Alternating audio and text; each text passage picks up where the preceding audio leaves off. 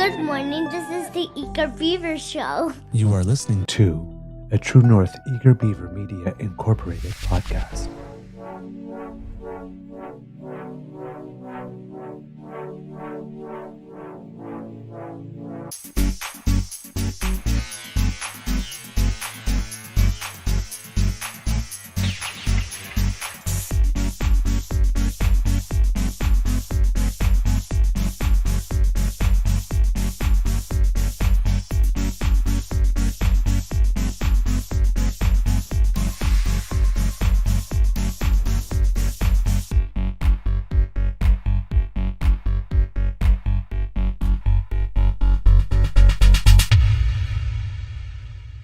The True North Eager Beaver podcasts are proudly brought to you by our founding sponsors, the Misfit Mysteries from Corvid Moon Publishing, your source for science fiction, fantasy, and cozy mysteries featuring a broad diversity of characters, CanadianTarot.com, your uniquely Canadian online eclectic tarot community, and the Peppermaster, hot pepper sauces made from farm-fresh ingredients to thrill your taste buds and expand your mind.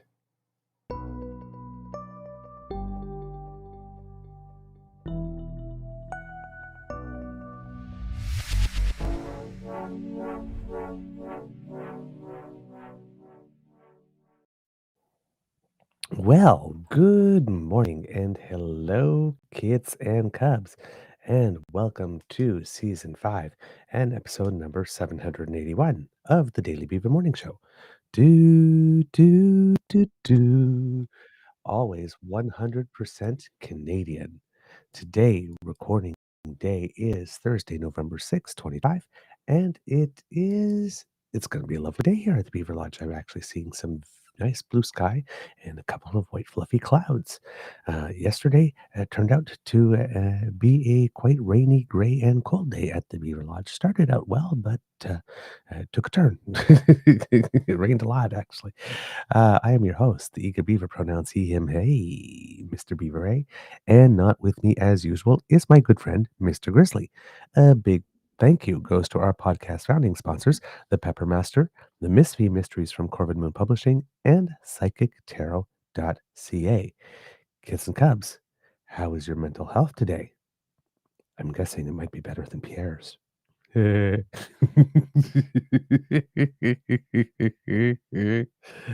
guess mine's doing okay. I'm already giggling. I am doing well. Kids and cubs, still a little tired. It's been a tougher week, of course. No complaints. All things that are my choice. But the concert on Monday, and then 9:20 curling yesterday, the day before. Sorry, and then yesterday, uh, we're in the final crunch with rehearsals. So we're if we have to stay longer, we have to stay longer. And yesterday's rehearsal, instead of being 6 to 8 as it normally is, was 6 to 9:30 ish, and didn't get back home until past 10.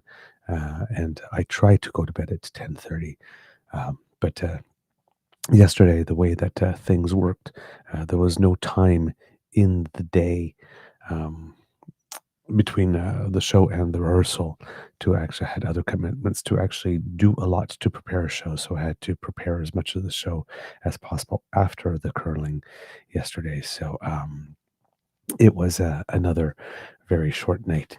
So I'm really, really sleepy. Well, not so much really, really sleepy, because the last 2 nights, the sleep that I had was solid.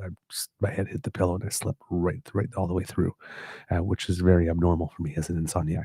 So I've had better quality sleep the last 2 nights, but mostly because I'm already drop dead tired by the time I get to bed. But today is the day that I will be able to fit in a nap at some point in the afternoon and hopefully get back to my regular schedule.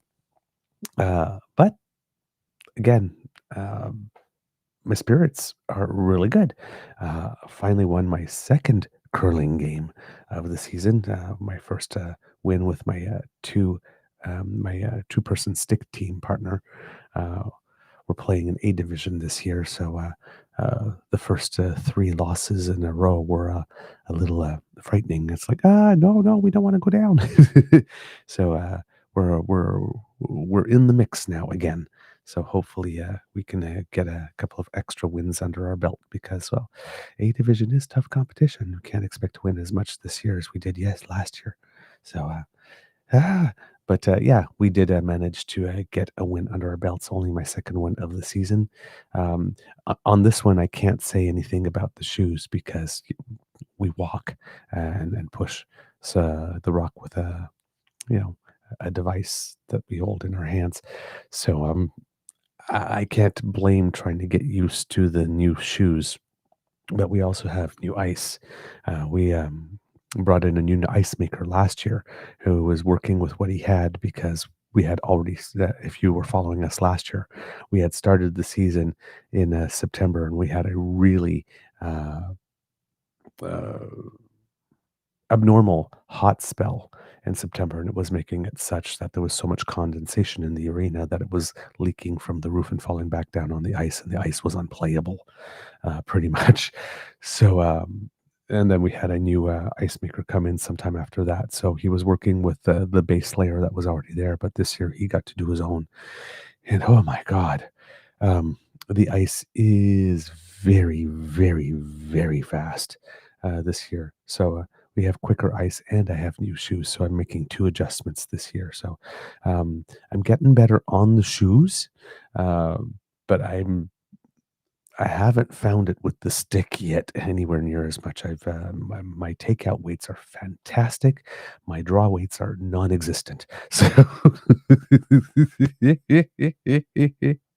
and last year I was starting to get down, so I still have to figure out the ice. So, yes, we're scraping and clawing and scratching, but we're getting by. We're getting by. All right. Ah, and yeah, let's get into it, kids and cubs, because today's show, we're talking about rebukes. There are a lot of people that are getting the uh, not today hands up sign in politics. And, you know, we want to look at a little bit of it. So we're gonna, depending on how much time we have, of course, we're gonna look at some opposition parties' takes on the budget and their rebukes of it. We looked at the Conservatives yesterday with Melissa Lansman interview, and we'll be looking at some statements from other party leaders. Um, as well, we are going to look a little bit more into the Chris D'Entremont thing because yesterday he spoke to the media a little bit, so we'll get a take from him. We'll also take a look at the Yukon election results because up in Yukon, fellow Canadians have rejected their previous Liberal government and have made a switch to the Yukon Party. So there's a change of government there. And if we have time, there's a little news, a little bit, a teeny bit of news from the U.S.A. with regard to certain elections that took place recently that may be given someone um, uh, of a more orange persuasion, of a more tangerine temperament, um, um, some fits, and we're not displeased about it at all. So, the Piepenfreud continues here at the Beaver Lodge. But there might be a little bit of Trumpenfreud as well. So, why not get into it, kids and cubs? Just take a look here and see who's with us before we dive in here in the chat. Who has joined us this morning? We have, oh, whoops, let's see. There we go. We have Kid Uncover with the Beaver Dad joke of the day. Why did Beaver get kicked off the curling team? He kept trying to sweep with his tail. Yeah, that'll put a dent in the ice. We have Kit Elaine saying good morning, everyone. Kit Grace saying good morning, all. Kit Hyper T007 saying bon dia, castorzinos. O clima parece está tentando neve. Uh, good day, little beavers. O clima parece. Something appears to be something, something. I'm going to say the weather seems to be Tentanto neve, and that I can't tell, but I think I'm okay on the first few words. Kit Hypercheap will let me know. We have Kit Swanky Frankie here saying morning. We have Kit Saucy saying fake beaver tail brooms would be hilarious. Indeed. Oh, my word. We have, let's see, uh, Kit Nona Carol here saying morning. Kit Argosi Acre saying morning all. We have Kit Bucky saying good morning all as well. Then we have Kit playing with 3D and Ill Today both saying good morning. We have Kit Linda M. Oh, she's in a good mood today because we have a good morning from Kit Linda today. Kit Ill Today saying stay calm and carny on. You betcha. You betcha. Kit Bucky saying, I confess I will be distracted this morning by CBC. It's Heather Hiscox's last show, and the celebration has made me sob regularly since it started. Yes, we had mentioned it on our show when she announced that she was going to retire. Heather Hiscox, for those who don't know, does the early morning show on CBC, the news channel. She's usually up at 2 a.m. in the morning in order to get ready to do her work. And she is a consummate professional, a pure delight, a general ray of sunshine. People who love her a lot. And it is sad to see her career come to an end. Just because she's just so darn pleasant. Everybody likes her. And we would like to keep her for a good long time. But it is a retirement that is very well deserved and very well earned. So, Miss Hiscox, cheers.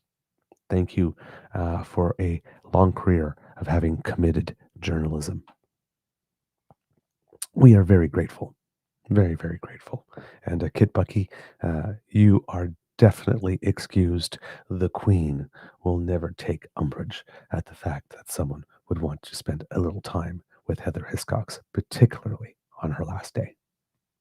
All the love that she's going to get, she's deserved and earned. No doubt about it. All right. We have Kit Kat W saying, good morning, everyone here. We have a bonus beaver joke. What did Beaver say when asked about curling on TV? Finally, a sport that moves slower than Parliament. Ooh, well, except if you have a double or triple takeout, then it still might move faster. I'm just saying, you could get some power behind those pushes.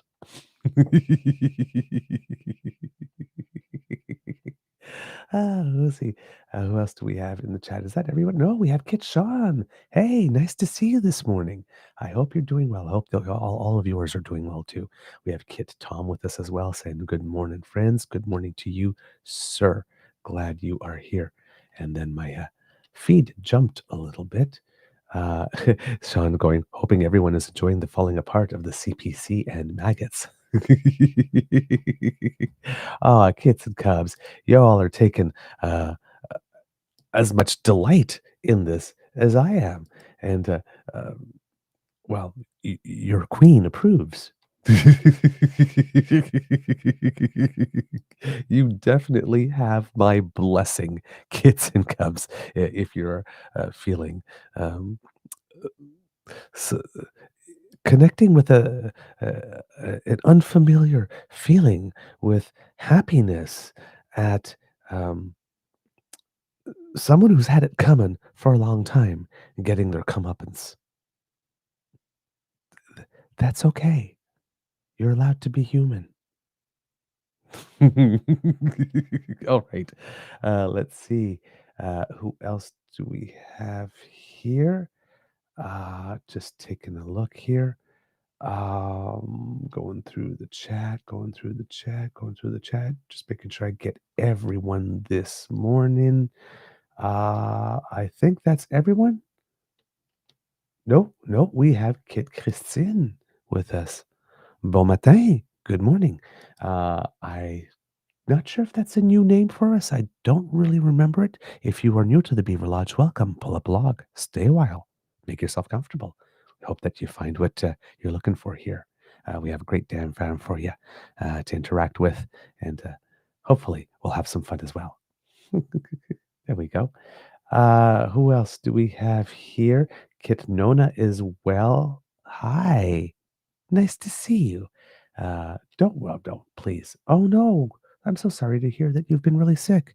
I am sending you tons of healing energy and definitely hoping that you are on the upswing. Lots of love to you, Nona. Lots of love to you. Still going through the chat here. Nona telling us that the UK is putting out their budget tomorrow. Not looking good for the working class, but great for the wealthy. We'll see here. We'll see. Kid Hyperty says, my Portuguese isn't great either, but I said the weather looks like it is trying to snow. Oh, neve, snow. Yes, that would make sense. Neige, neve. Got it. Okay. Uh, Kid Argosy Acres saying here that Heather Hiscock's father passed a few weeks ago, too. Oh, and definitely our sympathies to the entire family. That's always a tough experience to go through. Kit Wishful is with us here. Good morning to you. And Miss is here. Good morning to you, and good morning to the entire family. And Mateo is beside her. Hey, buddy, how you doing? Come give me a big hug. Oh, I hope you're feeling better. Oh, you've had some tough, a little bit of a tough go of it since your birthday, I hear. So, but I hope things are looking up and that you're back to your usual schedule of learning lots at school, playing lots at home, having lots of fun, being nice to your sisters, and taking good care of your mama. And giving lots of big hugs to your dad. Hmm, Dad's a good guy. And being nice to the kitties. You got to be nice to the kitties, okay? Gentle touches. All right. Ah, I love you, my friend. I love you, my friend. Okay, kids and cubs, let's get into the show. A kitten miss says he's good, but he's a little grumpy. Oh, my friend, put a little sunshine on your face. uh, don't worry. I know what it's like to be grumpy, Mateo. Sometimes you just gotta be. You gotta let it out. But I hope you're not grumpy for too long, and then you can get back to having lots of fun and learning lots. It's very important. All right. Let's see. All right. Um, since we're talking about rebukes, uh, let's talk about the budget. Opposition parties came out on budget day to deliver their statements. As we know, the Conservatives and the Bloc had pretty much set the stage for saying nope, nope, 1,000 times, nope, a million times, nope, nope, nope, nope, nope, by making demands of the budget that they knew before making them there was little to no chance at all were going to happen. So, in the case of the Conservatives, among many other things, was don't implement your budget, implement ours as well. And I'm like, girl, have you seen the costing you presented during the election? No, I think we'll take a pass on that. Thank you for your suggestion, but like you with women, we're going to go our own way. Okay, good. Um, then, of course, their other demand was that the deficit, and this was a surprising one for the Conservatives in the sense that they keep on saying, "Oh, these terrible, terrible Trudeau deficits," and then they were saying, "Well, let's have a deficit that's not larger than the last one that Trudeau left us, the one that was so devastating and caused all this inflationary spending, allegedly, that raised the price of food, allegedly, that was all supposed to be fixed with the removal of the consumer carbon pricing, allegedly." And well, none of that was true. Right, because as all economists that are worth their salt have let us know, that the carbon pricing added about 0.5 to 0.7% to the cost of food. Yeah. So, um, Mm, I don't think it's a particularly good idea when you've shown in the election campaign that you can't actually produce a costing that would last 5 minutes without being laughed out of the country. That your next move should be, hey, let us control the finances of the nation and please impose our budget instead. That's just not a credible or serious offer in any way, shape, or form. It's like, you go back to economic school, learn a few things, and then, maybe wait a year and then show us you've learned something before asking other people to take your work and implement it instead.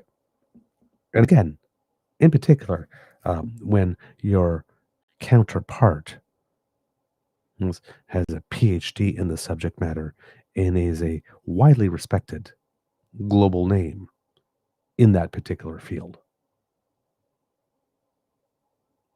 right? You might want to practice a little humility and not purport to be a better economist than the actual economist. So, yeah, we knew that was going nowhere with the Conservatives. With the Bloc Québécois, they also had a bunch of series of initiatives. They had 18 specific asks, six of which they deemed were going to be non negotiable. Um, and on that front, uh, the Bloc, in a way, I shouldn't even say in a way, the Bloc actually did. The difference between the Bloc and the Conservatives' opposition, pre-budget opposition on the budget, was that the Conservatives, by saying that they would agree, saying that they were okay with $42 billion deficits, because that was the implication, um, basically were swallowing themselves whole on everything they said during the Trudeau area with regard to deficits, even though they're using the same line with deficits because they expected this one to be more. Right? That was a little weird. Um, but when you turn around and you say, well, our main condition is that the budget doesn't spend more than $42 billion when you already know that there's a $9 billion commitment for defense and a $13 billion commitment for the Building Canada Homes Fund. Why are you wasting our time? So it's another dip into the laziness pool. They're not actually going to do the work of coming up with serious demands that it can actually make life better because they put this poison pill type thing that makes it such that no matter what the government does, there's no way that they can accept. And the thing that the Conservatives, of course, are not doing is presenting an alternative budget as a communications tool, what they would have done instead, so that we can have a side by side comparison. And they are not definitely not telling us, well, if we had to keep it at 42, and I'm assuming the Conservatives would definitely not be rejecting boosting our NATO spending, given how badly they seem to want Trump's approval. So, where would the Conservatives cut? How would the Conservatives manage to keep that deficit at 42 billion or under for the coming year while having all that defense spending and with all their complaining about us being too reliant on the US as a result of 10 years of bad liberal policy, even though it started way, way, way, way, way before that? Um, what would you do? How would you diversify our economy while not spending more and also boosting military spending? What would you have to take out then? It's not a serious exercise, right? We're in a situation where the roof of our house has a leak, and maybe there's a problem with the foundation as well. We're going to have to spend the money. We have to spend the money. That is not negotiable. Or else we just allow more damage that will just cost a whole lot more later to happen. Sometimes you got to take out a loan, right? Some years you got to spend more money than you make. You just have to. All right. And this is the weird part is that the conservative keeps on labeling themselves as the party of economics and business and all that kind of stuff. And it's like, if you're not even starting with the basic principle that if your house has a leak, that it's okay to take on debt so that it doesn't rain for a full year in your house. while you're hoping you'll have more money the following year. 'Cause I don't suspect the tension from Trump trying to screw us over is going to stop suddenly. We're going to be having to make more adjustments as he throws more things at us, right? Based on everything that's happened to date, you would have to be out of your mind to not foresee that Trump is going to be throwing more things our way. Right? So it's a lazy exercise. Once again, just phoning it in, not taking the job seriously. On the Bloc Québécois side, even though they did the same thing as the Conservatives, right? Loaded it up with poison pills that there's absolutely no way that the government could support. They had requests. They actually did the work of coming up with, I don't know if you could say it's a serious proposal on its whole, but actual elements that could have been addressed, or some of them could have been addressed. So, the Bloc Québécois, and the reason I'm going to be talking more about the Bloc Québécois than showing it is because their press uh, thing was almost entirely in French, I think, except for one question. And I didn't want to do simultaneous translation for all of it, so I just did a synopsis here. Yves-François Blanchet sounded a lot like Pierre Poilievre when he came up to make his initial statement. So all the things that Pierre is saying, oh, it's been so many months with Mark Carney and we still don't have a deal, and na, all that sort of baseline negative uh, discourse. It's the exact same thing between Yves-François Blanchet and Pierre Poilievre. And this has been an ongoing thing, right? Even during the debates, if you remember, during the election, Yves-François Blanchet has this quality to the manner that he speaks every now and then that is, we say in French, fanda or chia. That's uh, a little caustic and comes from a little place of pomposity. Yves-François Blanchet has a bit of a professorial tone, often, particularly in French, but a admonishing professorial tone and dismissive. Like, this is not serious. You can't do it, right? Like that, which can be fun and entertaining to watch, but can get on your nerves too, depending on the subject. So during the debates, there was a lot of, well, Mark Carney keeps on saying that he's this expert thing, but we haven't seen anything yet, right? Type thing, right? And Mark Carney, given that he doesn't speak French all that much, doesn't really know how it works in Quebec. I will tell him how things will be happening in Quebec, type thing, right? Um, so that can get a little annoying here. So in that whole sort of opening presentation sounded very much like Pierre Poilievre. They both have they both have a similar disdain, outward disdain for Mark Carney.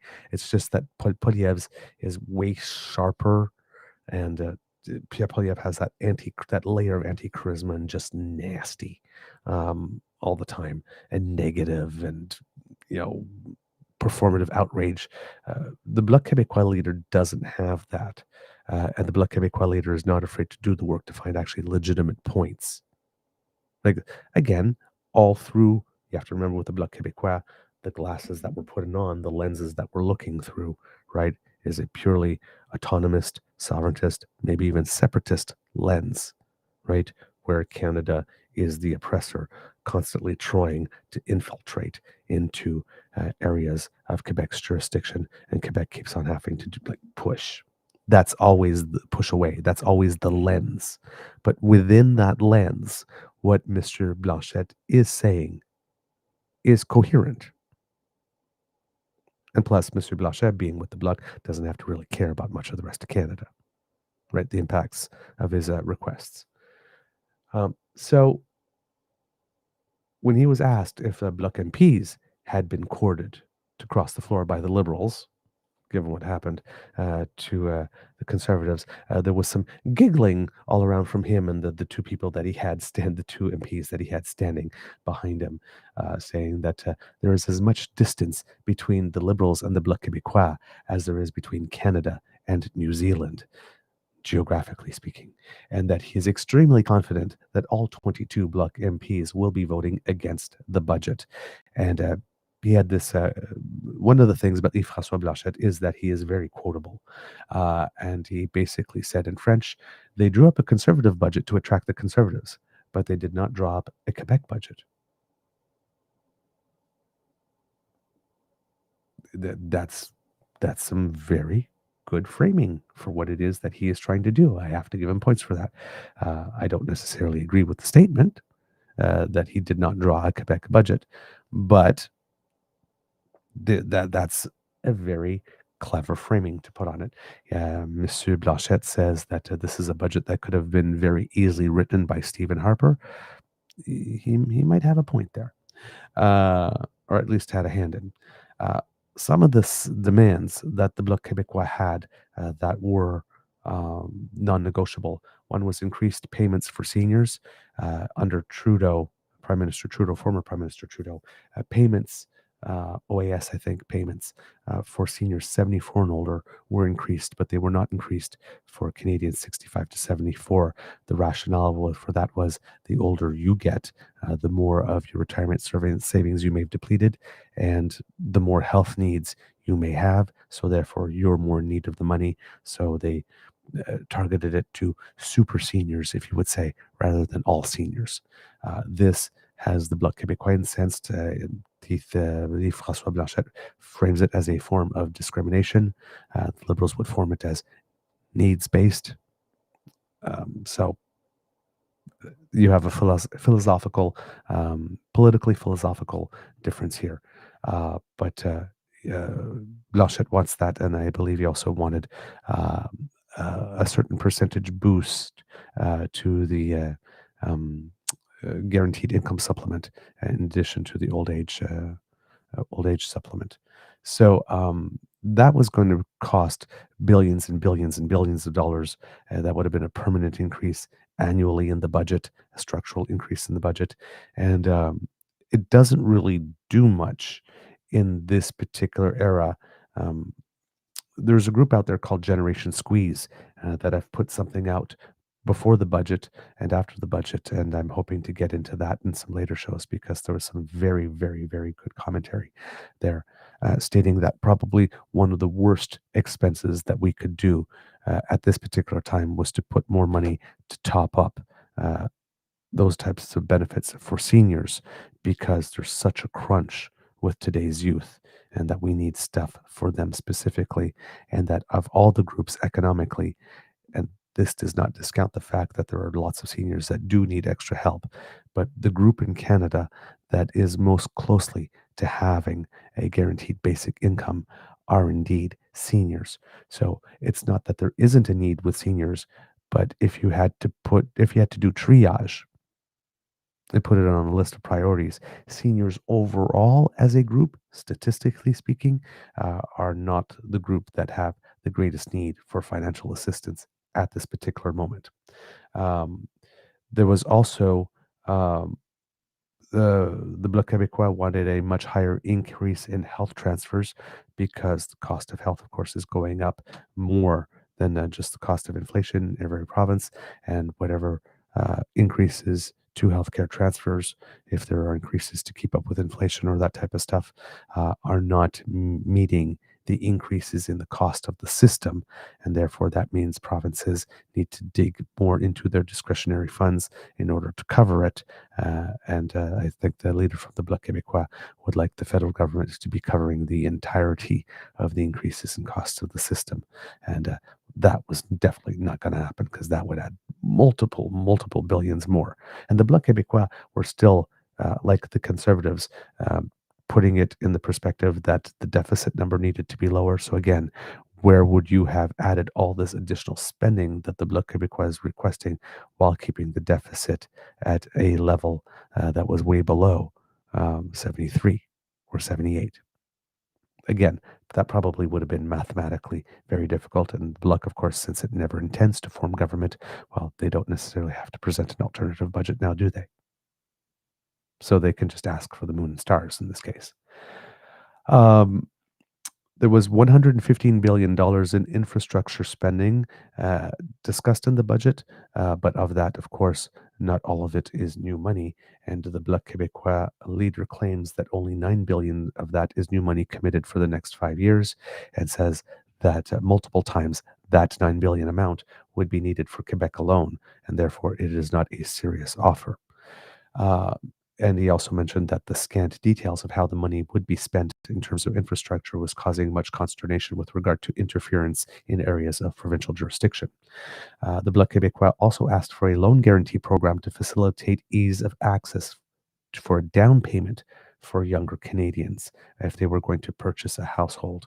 And Blanchette claims that the housing financing program does not guarantee that the portion of the dollars that would be attributed for housing projects in Quebec would be dished out to the government of Quebec without conditions, as has become the tradition over the past while when it comes to Quebec.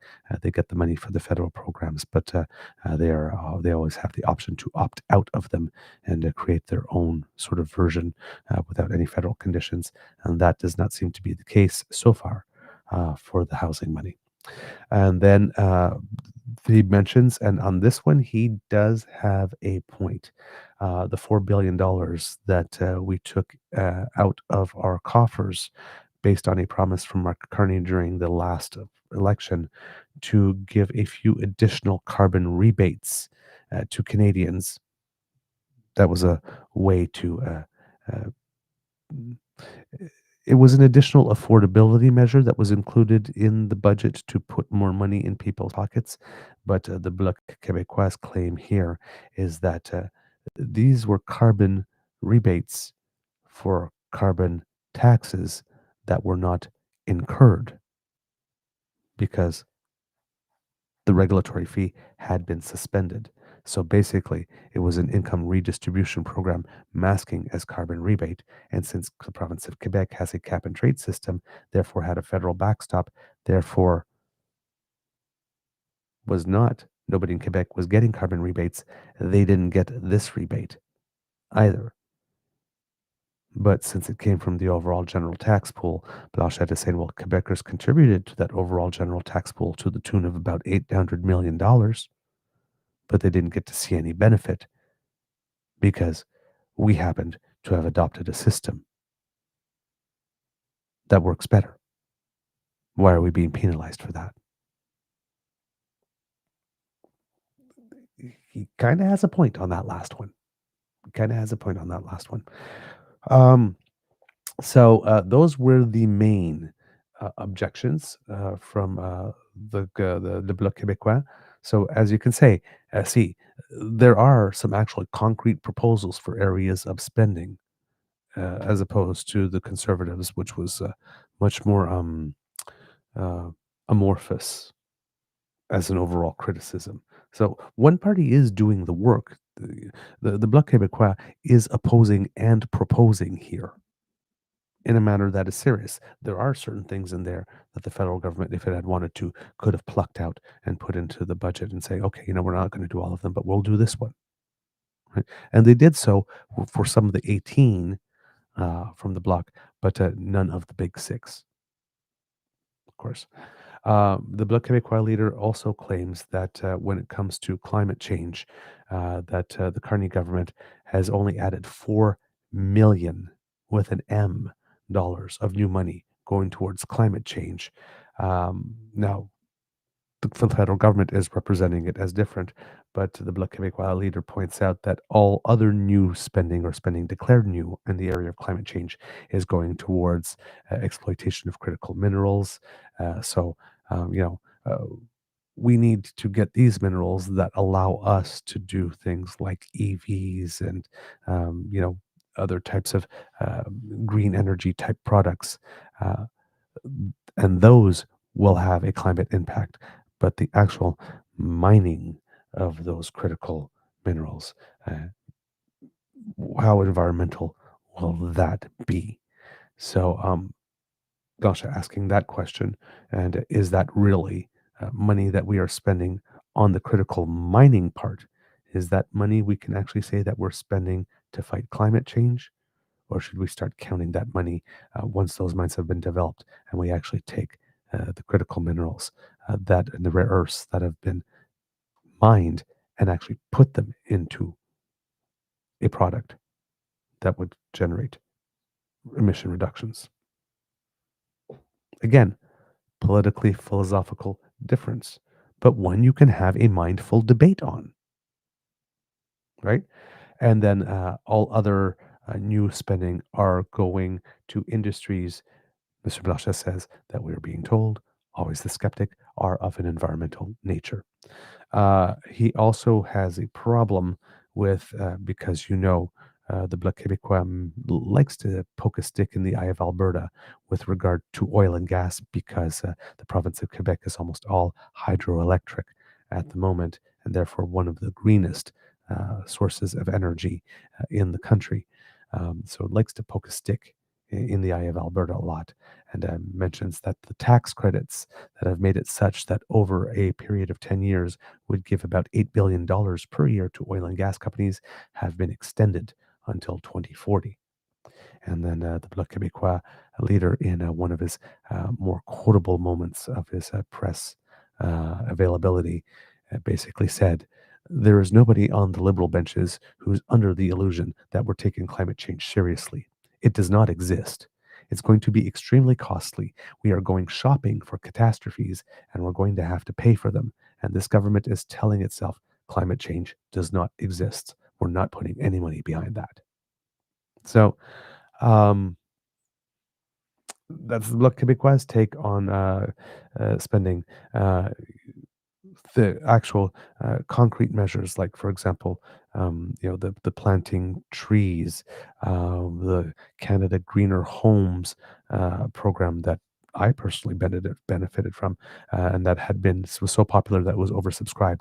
That's not being renewed. I didn't. This was not mentioned, but I have not heard or seen anything about bringing back an incentive program for purchasing EVs in this budget. You thought I would have sincerely thought there would have been one, since we were talking about scrapping the mandates. Um, and I really thought that a way to go would have been to have a very generous incentive program in order to be able to get people asking for EVs again, and maybe helping our auto industry there if we have to make some shifts in manufacturing, that we're shifting to manufacture more EVs. Um, and giving Canadians the means to buy them by providing those incentives. That does not seem to have been there as well. So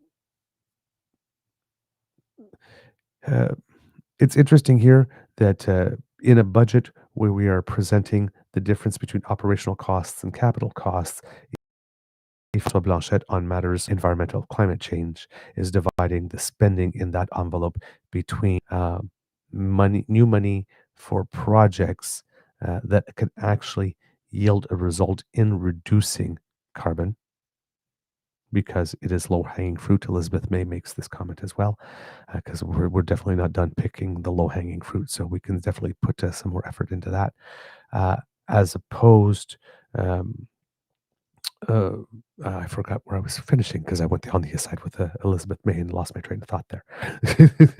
uh, but yeah, uh, that sort of versus, oh, so yeah, the division between that type of money and then money going to sort of major projects that have allegedly a climate element embedded within them, either, for example, mining a product that can be used to make greener projects or to push green technology further. And, you know,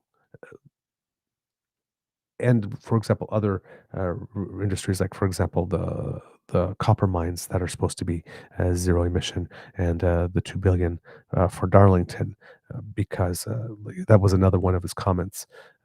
No, sorry, that was Miss May's comment. I'm mixing them both on this one, but the comments about the nuclear reactors as well, right?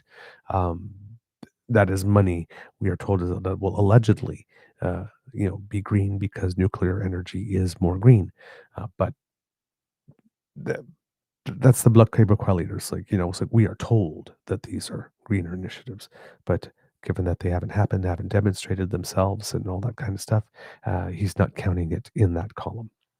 So it was a serious, more serious exercise from the Bloc Québécois than it was from the Conservatives. Absolutely, absolutely on this one. This one was with no doubt at all. But yeah, that was the overall. Nothing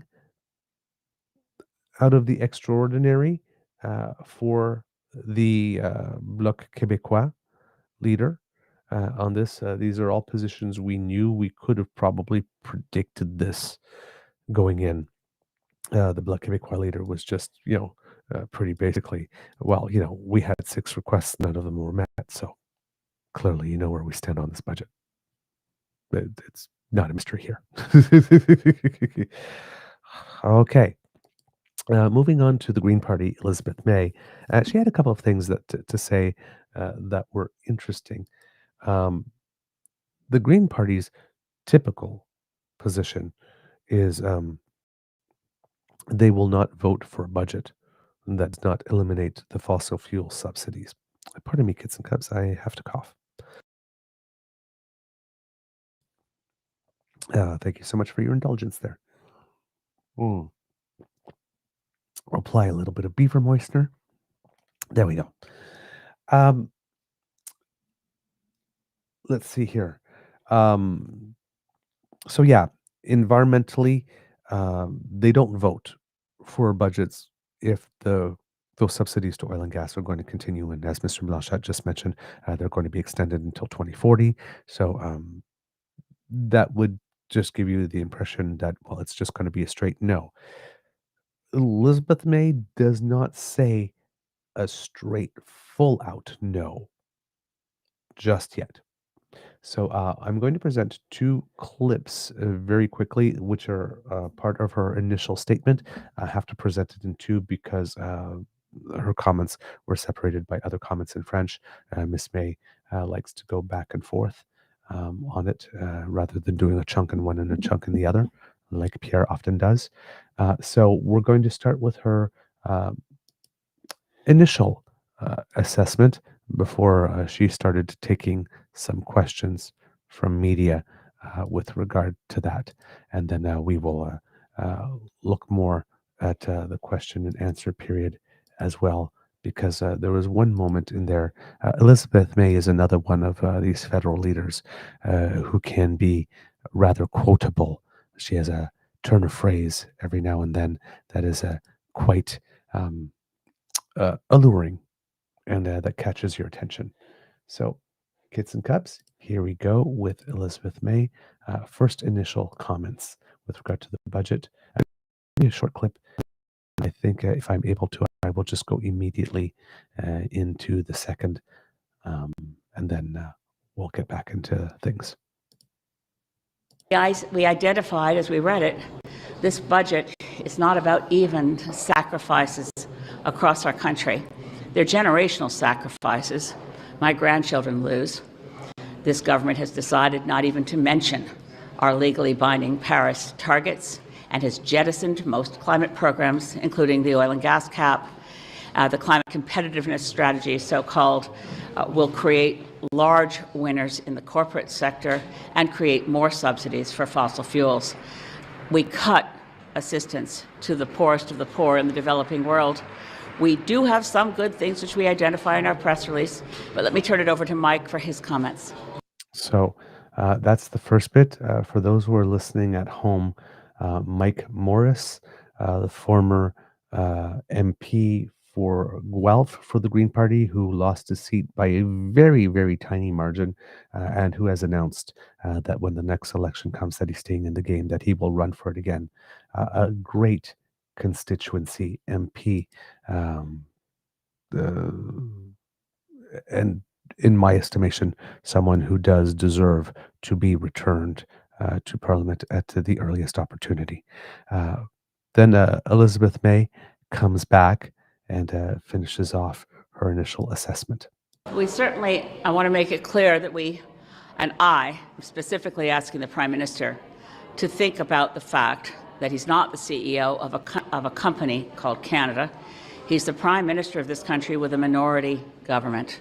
Now is the time to reach out to those of us in opposition parties who could vote for the budget if in negotiations over the next few days we see changes.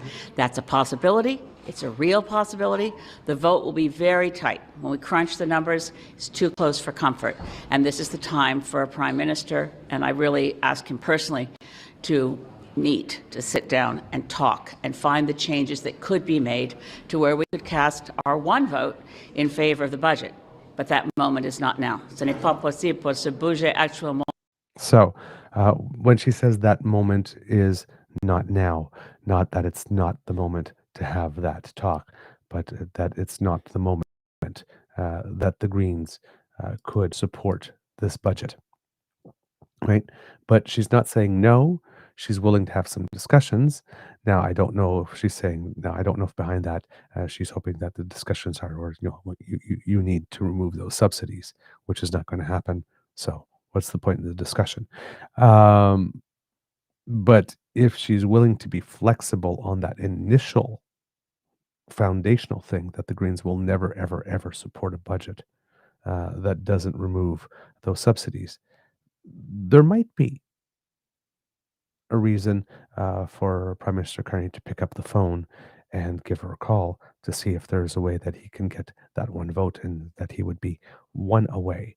Now, of course, that presupposes that there are that Mark Carney is not aware of things that maybe we may not be aware of yet. Like, for example, Christelle Tremont wanting to cross the floor, which seems to have caught the Conservatives by surprise, it seems.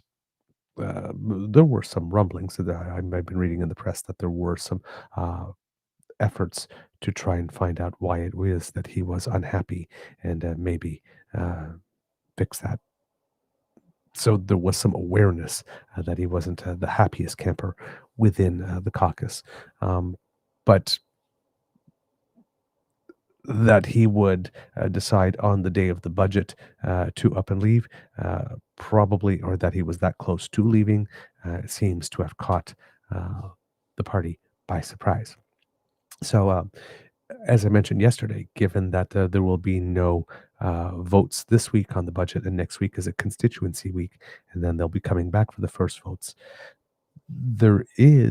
it creates a window over the next few days where you could have one or two more who decide to leave, particularly when they see how the party has reacted to Dr. Mott leaving.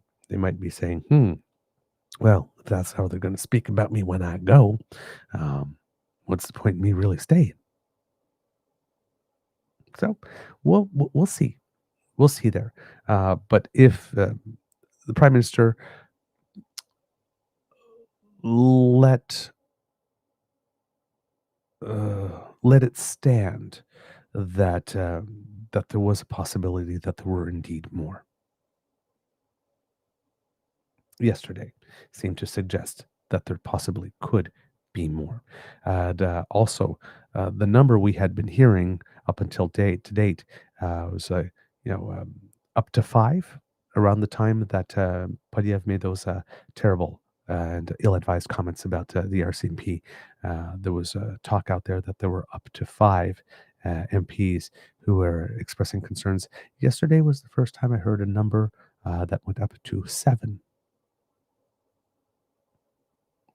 To say there might be a little more grumbling and discontent among the Conservative ranks than we have been led to believe. Ooh.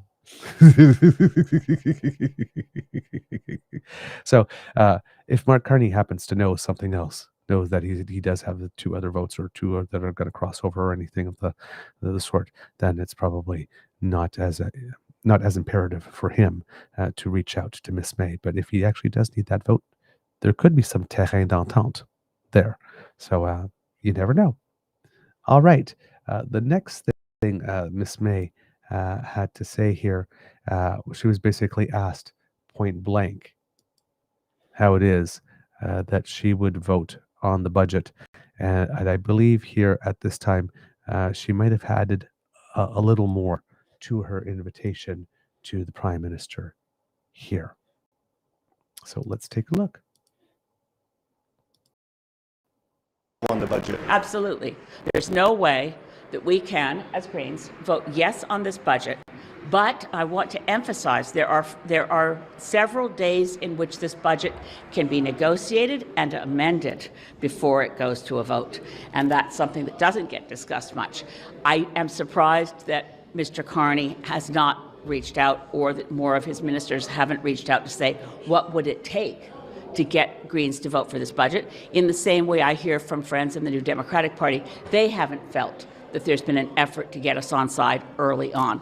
So we are now in a position where I think every vote's going to matter, every vote's going to count, and I would invite the Prime Minister, and I've sent this message through the officials who were with us in the lockup, please let them know I'd like to talk, because there's some things that could be done that would make it possible for us to vote for this budget. So there you go. So like she says, it might be an opportunity that is worth exploring. Might be. She then goes on in another answer to talk about some of the decisions that have been made. As you heard there were cuts made to foreign aid. But there's also a little bit there about her skepticism about the nuclear project at Darlington as a major project because of it is newer technology and therefore not necessarily, well, not as proven, because of course what we're doing in Darlington would be a global first. So let's listen to what she has to say about that, raising some points that we definitely need to keep in mind as that goes forward. I was also shocked to see cuts in one of the things I stressed to the Prime Minister was with Donald Trump withdrawing from the world and the U.S. withdrawing and killing the U.S.A. program. In a time when the world is in turmoil, I believe the world needs more Canada. I think we should step up and do more in peacekeeping and more in helping for world health issues where the U.S. government's decision-making is going to cause an increase in HIV/AIDS, an increase in polio, an increase in deaths from malaria. We could stand up and start filling that space, and instead we're retreating. We're putting less money into overseas development assistance and more money into our military, which we support up to a point. But this is the question of why would we throw, like in the same week the Prime Minister said we were going to have to make sacrifices, they announced a $2 billion gift to the Darlington project, which they've already put on the fast-track C5 list. You need to know that that project, while owned by OPG, the companies that will benefit are General Electric and Hitachi and Kiewit Engineering from the United States and some Canadian engineering, of course, our old friends Atkins Realis, formerly known as SNC-Lavalin, and Aiken. But this is for a project that may never generate a single kilowatt of electricity because it's an experimental prototype that we don't have a single operating small modular reactor anywhere in any democracy in the world generating electricity. And yet to casually throw $2 billion to it when they've just said Canadians will have to sacrifice? Why do young Canadians have to sacrifice, and why does the next generation have to bear the brunt of our government today deciding in 2025 that our oil and gas cap is off, that we're not even going to mention that we're legally bound under the Paris Agreement to reduce emissions? It's not even mentioned in this budget. What do you think of the Liberals actively courting Conservatives to cross the aisle? Well, they don't have enough votes. So just to jump on that, considering that they're doing that to cross the aisle and everything you've described about their approach to negotiations, I'll put in air quotes, towards it, do you have any confidence that Prime Minister Carney and the Liberals have any interest in negotiating with any of the other parties if they don't have the votes, that they're willing to take it or leave it and sort of walk away if you Well, guys... I think put that question to Prime Minister Carney and to Finance Minister Champagne. We try to be constructive as Greens. We don't want to take partisan shots. That's why you can tell how I'm speaking about Chris D'Antoine. Most of the people in that House are friends of mine. I don't agree with many of them on policy choices, but we're open to having a conversation. It's too important to stick to our legally binding commitments than just to say, oh, okay, it became inconvenient to have a home energy retrofit program that worked extremely well, so well that it was oversubscribed. It's really effective in reducing greenhouse gases, putting people to work in installing the insulation and the things that you do that save money and make sense and reduce carbon are abundant. It's still the low-hanging fruit. And we're trampling over the low-hanging fruit to chase pipe dreams of new technologies that are super expensive and take a very long time to produce nothing. And there you go. Get some cups. Elizabeth May, quotable. Definitely quotable. So yes, the overall issue with Darlington is because it's new technology and it has not been proven yet and has not been deployed anywhere, that $2 billion that was announced could be thrown into a project that ultimately does not prove itself and therefore never generates even a kilowatt of green electricity. So why are we spending money on that rather than still going for the low-hanging fruit? So let's have that home retrofit program back again. Let's have those incentives to buy EVs, things that we know actually do reduce the amount of carbon, versus $2 billion for a project that may or may not prove itself. So that is her position there. Some comments in the chat, of course. But yes, that's always the thing with new technologies, right? We put money into them and some of them work and some of them don't. And when they work, well, we get great benefits from them. So you got to do some experimentation somewhere along the way. If the Darlington thing does work, not only do we have the energy, but as Prime Minister points out, we would be the first in the world to do that. So then we would also have some IP and patent and other stuff that we could export that gives the project even more value for the economy. So they're the two sides of the debate. You can make an argument for both, and a pretty solid argument for either one.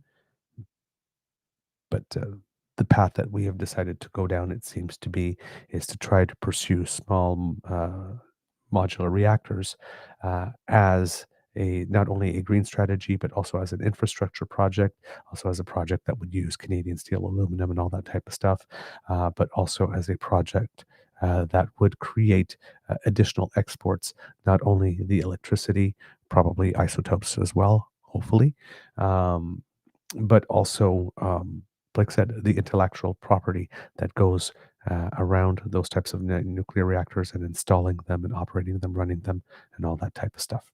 So these are one of the things that you can only know in time. You try it and it either works and you're proven right and you're a genius, or you try it and you're proven wrong and you're a bum. So politically speaking, that is. Ah, man. Okay. So that was Elizabeth May here. Let's see who else I have for you. I guess the last one, since we talked about the Bloc and whatnot, is the NDP.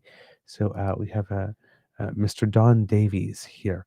Now, the NDP is in an interesting situation. Oh, sorry. Before I do that, I'm so sorry, Kids and Cubs. The Green Party Elizabeth May leader mentioned that there were some positive things in the budget, and that we had to go to the news release to state that. So I definitely wanted to go there because one of the things about the Greens, as opposed to other parties, particularly the Conservatives, is that, Conservatives is just negative all the time. So here they like to look at certain things. So we'll go through the press release because there are more things in there that she didn't get to mention here. It says here, this budget is full of sacrifices for programs Canadians rely on, climate action and nature, and healthcare expansion, but not for billionaires, multinationals, and foreign-owned fossil fuel giants. Canada's legally binding climate commitment under the Paris Agreement is completely lost. So too the oil and gas cap is gone, as well as numerous climate-related programs, while oil and gas production is increased. The budget's, quote, productivity super deduction is an accelerated capital cost allowance explicitly intended to reduce Canada's marginal effective tax rate to be competitive with Mr. Trump's tax cutting big beautiful bill. Leveling the playing field by meeting the lowest international tax rates is a race to the bottom, never a winning strategy. A national electrical grid is a cornerstone for real decarbonization. The budget offers piecemeal tax deductions, but no federal strategy or leadership essential to bring the provincial players together. The Green Homes program has been abandoned because it was too popular. The new Build Canada Homes has no provisions for retrofits or of existing housing stock, and which is the most effective way to reduce emissions from the housing sector. Quote, this budget sacrifices $56 billion in public services, like a program that helped folks in my community retrofit their homes and save money on their energy costs, all while foreign-owned fossil fuel giants and billionaires continue to make off like bandits, said Mike Morris. Losers in the budget are nature, with no announced funding for meeting 30 by 30 commitments to protect Canada's nature, nothing for West Coast salmon rehabilitation, no mention of the Indigenous Guardians program, and cuts to overseas development assistance when the world's poor need it most. And the 30 by 30 commitments, if I'm not mistaken, were commitments, for example, to reserve 30% of land and water territory or whatnot as ecological preserves, if I remember correctly. Adaptation to climate change is mentioned only in a commitment to lease 4 new firefighting aircraft, a tiny contribution to what needs to be a major nationwide effort. A $484 million reduction in spending at Indigenous services is not aligned with true reconciliation. Losers are Canada's small business owners, representing 50% of GDP and providing 66% of private sector jobs. Small business is barely mentioned in this budget, overshadowed by projects of national significance, quote, read major corporations. The backbone of the Canadian economy desperately needs a chiropractor, said Green small business critic Michael Holbrook. No funds to help Canadians who want to go electric, no cuts in tariffs that make solar more expensive for Canadians, nothing to enhance the disability benefits to raise people with disabilities out of poverty. The huge cuts in public services will cause years of pain. On the plus side, Greens welcome funding for the CBC, $1 billion for supportive housing, the continuation of funding for the school lunch program, continuation of expanded dental care, high-speed rail, and the Foreign Credentials Recognition Fund. The Building Canada Homes program commits, as Greens demanded, to a clear definition of affordability. The Youth Climate Corps could be transformational, but as a 2-year program at $40 million, it is at best a pilot project. The big winners are the multinationals, able to access the productivity super deduction, big foreign corporations like General Electric, Hitachi, and others lined up for billions in subsidies for unproven nuclear technology. Multinationals like Shell, Petronas, Mitsubishi, Kogas, and PetroChina, disguised by the name LNG Canada, and others are able to gain cabinet designation as projects of national significance. The bottom line for us as Greens is that without amendments achieved through negotiations over the next few days, we cannot support this budget, said Leader Elizabeth May. So, pointing out some positives and other elements there in the budget that we hadn't had a chance to talk about, and that she is highlighting them there. All right, on to the NDP and Mr. Don Davies. They are in an interesting position because the first two parties were so quick off the mark to make it obvious that they would not support it. The Bloc Québécois, of course, having the most spectacular of flip-flops, because during the whole entire election campaign, they were making it very clear that they would give this government until the U.S. midterms to come up to some trade negotiation or whatnot with the United States. And somewhere along the way, the Bloc Québécois just decided, well, we don't believe that anymore. That part was never particularly well explained, why it is that Yves-François Blanchet suddenly reversed himself on that. But this once again puts the NDP in the position of, and the NDP was trying to get away in the public eye from a reputation of being the party that supports the Liberals or caves or eats itself or contorts or enters into some contortions in order to find a way to support the Liberals. It just puts the ball back on their court again. Now, with regards to the NDP, there is some division within the ranks.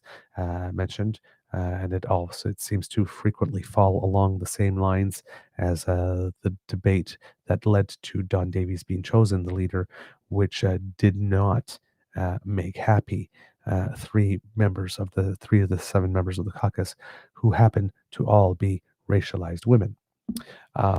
There might be abstentions coming from that front when it comes to this, which would be, how would I put it? To see some vote yes and some vote no would be different. That typically doesn't happen within a party, but you might have a couple of abstentions. But you might be looking at some people wanting to make their own mark in a certain way by taking a stand this time. So the door is open to that. Mr. Davies didn't have all that much to say in terms of his opening statement, and was trying to keep answers rather short until I think the 3rd or 4th question he was asked, and then he got into it a little bit. So let's take a little look at what it is that Mr. Davies had to say with regard to the budget. First budget at the federal level in 18 months, and I want to contextualize it a little bit. Canadians are facing serious economic pressures from coast to coast to coast. We have skyrocketing prices in groceries and rent, and housing as an ownership proposition is simply out of the question for too many people. We have unemployment at 10-year highs, particularly hard for young people, where 1 in 6 young people is out of work, and many more than that are underemployed. Economic growth is weak, and of course we face serious problems from south of the border. So it is in that context that we're evaluating this budget today. I can tell you that New Democrats are going to take the time to study this budget. We're going to consult with stakeholders. We're going to talk to Canadians, particularly working Canadians, and review this budget to see if this budget passes our lens of whether it works for working Canadians. So I'll happy to take any questions you may have. Is this an austerity budget? It's hard to tell at this point. What I'll say is it's got a very large deficit. Spending is up in many ways. There are, some record investments, but it also is, cutting public services that Canadians need. So this is something that we'll be taking a very close look at. I know it's still early, but whipping your caucus on a vote, or will this be a free vote? Traditionally on confidence measures, parties vote along party lines. So that's the tradition of our party. I wouldn't expect it to be any different. I know it's still early, but was there any red line there in the budget so far that you've seen that it disqualifies you? Like, I know it's still early stages, but it seems like you're saying we need time to digest it, so there isn't an immediate red line that you said that would disqualify you guys from supporting it. That's an excellent question, and one of the reasons I opened up with the serious problems we're facing is that there's complex issues that are facing us, and I don't think that we can oversimplify whether policies are going to respond or not. So I'll tell you a few things that we like about the budget. There's $51 billion in infrastructure spending, and that's linked to unionized jobs or community benefit agreements, which requires that work to be done through wage prevailing rates. So that could create good family-sustaining jobs, which has been a priority for the NDP. We talked about, campaigned on, an east-west clean electricity grid. That's mentioned on page 1 of the budget. And there's a specific mention of co-op housing, something that is near and dear to New Democrat hearts and something that we push for all the time. Some of you, none of you look old enough, but the Cooperative Commonwealth Federation was our predecessor, so co-ops are built into the DNA of the NDP. That's in there. On the negative side, you have 40,000 public sector job cuts. And when you have a jobs crisis, cutting union, family-sustaining, good jobs is the opposite direction of where we want to go. And we have to remember, behind every job is a service. Do Canadians really want to wait 6 months to get a passport? You want to wait 3 months to get a call back from CRA? The seniors want to wait to get their old age security checks? These are the kind of real-life consequences of cutting public sector workers there are. I would also point out that Mr. Carney promised Canadians during the election that he would cap the public sector, not cut it. Second, they canceled the unused housing tax, which was a measure to stop particularly foreign investors, from buying housing in Canada and leaving them vacant. So by taxing it, it was driving those units into the housing supply, providing homes for people. Inexplicably, this government has removed that tax, meaning that we're going to go in the opposite direction, and you'll see those housing units taken out of the housing supply. We think that's wrong as well. And there's no digital services tax. You know, this was a measure that the Liberals themselves invented 5 years ago, worked on. It would raise $1 billion a year in revenue, taxing the biggest U.S. tech companies in the world. We're talking Mark Zuckerberg, Elon Musk, on profits over $20 million in Canada. Now, if you have a revenue problem in Canada and you have to cut public services, or you could tax the wealthiest people on the planet, NDP thinks that it would have been a wiser choice to tax those people. So you see there's positive and negatives in this budget, and we're going to take a comprehensive look and weigh it out in the aggregate over the next few days. A lot less harsh than any. All right. So let's take a little moment there to go into some of the things that he has said. So as you see, not coming to the mic going, oh my God, we can't support this, but trying to walk a more middle road. Okay, we've seen the budget. We're reading it. We would like some time to consider it. We want to go back and talk to our stakeholders, particularly from the labor movement, from industry, from workers, to see how this budget sits with them. And then we'll come back. You know, there are some things that we like in it. There are some things that we don't. And then he's asked right off the bat, is this an austerity budget? Because the NDP was out there on the record saying, like, this, if this is an austerity budget, we can't support it. Prime Minister Mark Carney at first was saying that there would be some austerity in this budget. They kind of backed away from using that word very quickly, talking just about sacrifices instead. But he's not willing to say, yes, this was an austerity budget. We can't vote for it, right? It's hard to say. We need to look at it more. Asked if the party, he would whip his caucus so that they would all vote in the same way. Not saying that he would, saying that it is not particularly traditional for for parties to have members that vote different ways on a budget. And he doesn't expect that it would be different here, but not saying that he would whip, pointing out that there doesn't seem to have been a red line there that stands out to you that says, nope, the Rubicon's been crossed. We can't help you. Then when he's talking about things that are good in the budget and other things and considerations, going to the things that irked us as we were trying to get back on our feet post-COVID, right? There was a lot of complaints about airports and times to take for security screenings and getting your passport and all those things. Do you want to go back to those days? Maybe we should not make those cuts. Right? But then there's also the Trump reality and things are changing. So he's trying to say that, it's the situation is tenuous, for lack of a better word, enough that making a quick, hard, and fast pronunciation on this would not be good.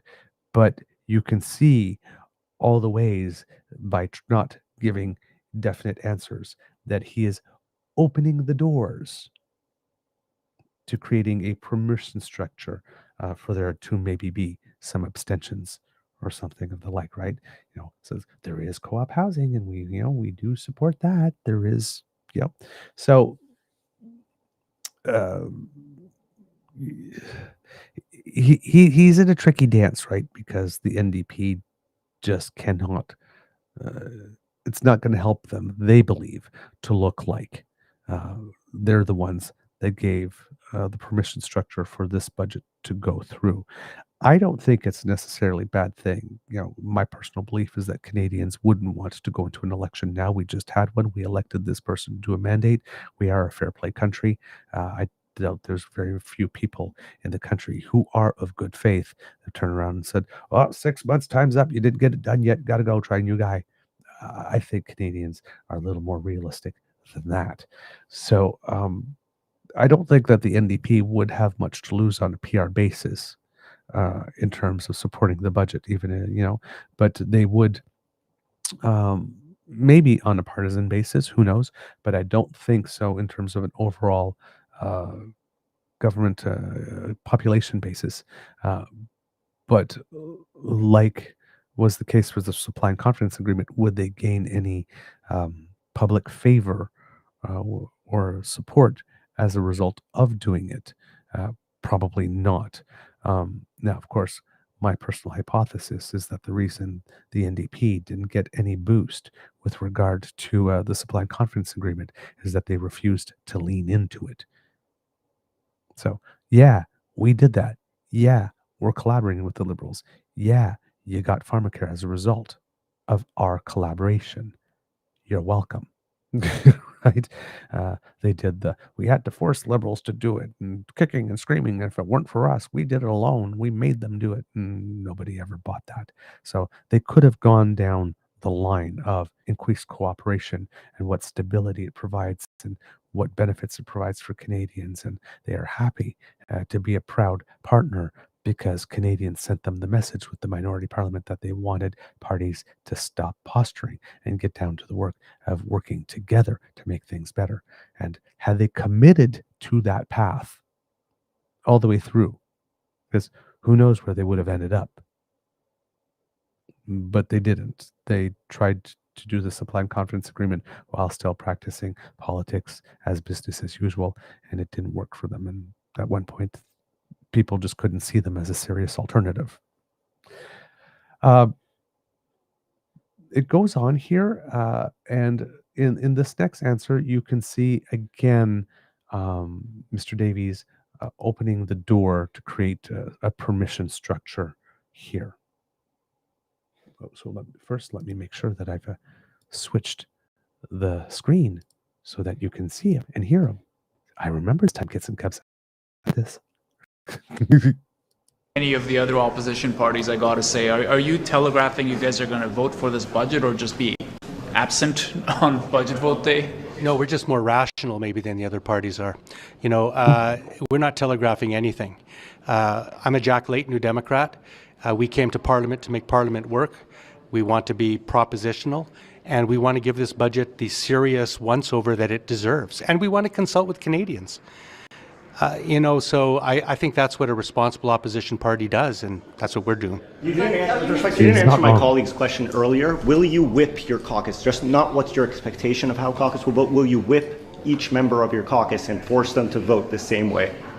Well, I'm not going to anticipate what we're going to do. We're going to have a caucus meeting tomorrow morning, and we're going to be reviewing each of our critic areas, and we're going to have a very, very thorough discussion, and hopefully we arrive at a consensus. That's always what we try to do in caucus.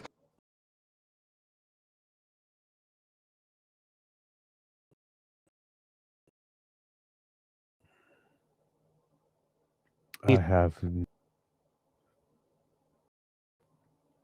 Okay, I'm not sure what's going on here, Kits and Cubs. So let me attempt to reload that video. It froze. I got the spinning wheel, and then it just the window just shut off down. Actually, it's like, nope, lost. I don't want to be here anymore. I'm out. Bye-bye. So let's go back a few seconds there. And I apologize for that, because I have no idea how or why that happened. But clearly it did, because you all saw it. And we're going to be reviewing each of our critic areas, and we're going to have a very, very thorough discussion, and hopefully we arrive at a consensus. That's always what we try to do in caucus. At the end of the day, we need to move as a united party. That's what you do on confidence measures. You don't vote at cross purposes. You know, you can't have people voting yes and no. Generally, I don't remember ever a free vote on a confidence measure in my 17 years on the Hill, but all options are on the table, I suppose. Are you maintaining that abstention would be an option? It would be authorized for NDP MPs to abstain during that vote, or following the lines of the party would be to cast a vote? Yeah, well, so the tradition in our party is that we caucus together and we vote as one unit on confidence measures. But it's also part of our tradition history that sometimes members, for various reasons, can't vote the way that the caucus wants. So instead of voting opposite of caucus, they are permitted, with whip's approval, to abstain from the vote. So that's also a possibility. Some of the polling out there is showing the NDP on the rise as the only clear voice for workers amidst a national climate of labor unrest. How are you feeling potentially heading into a Christmas election? Would you feel confident?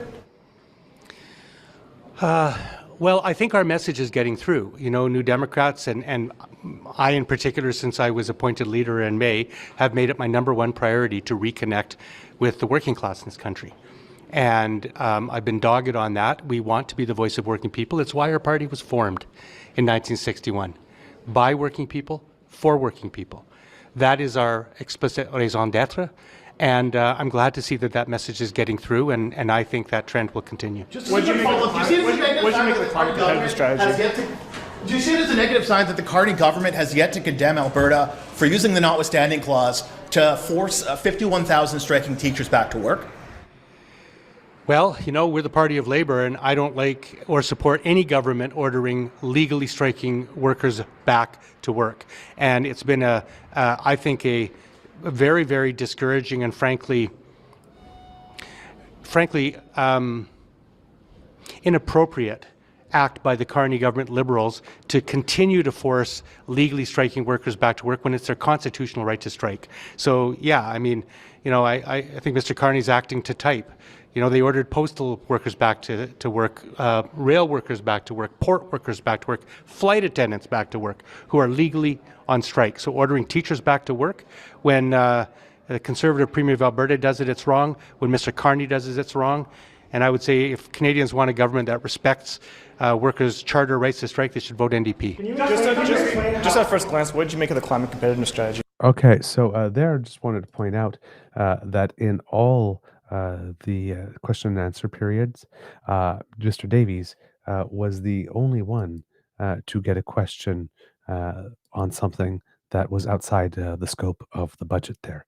You will notice in the previous answers, however, all the ways that he's creating the permission structure, again, asking when asked about it being voted and asked about abstentions, saying no abstentions if there's a reason that an MP needs to vote in a different manner than the party without having a yes or no split, could, with the permission of the whip, vote abstention.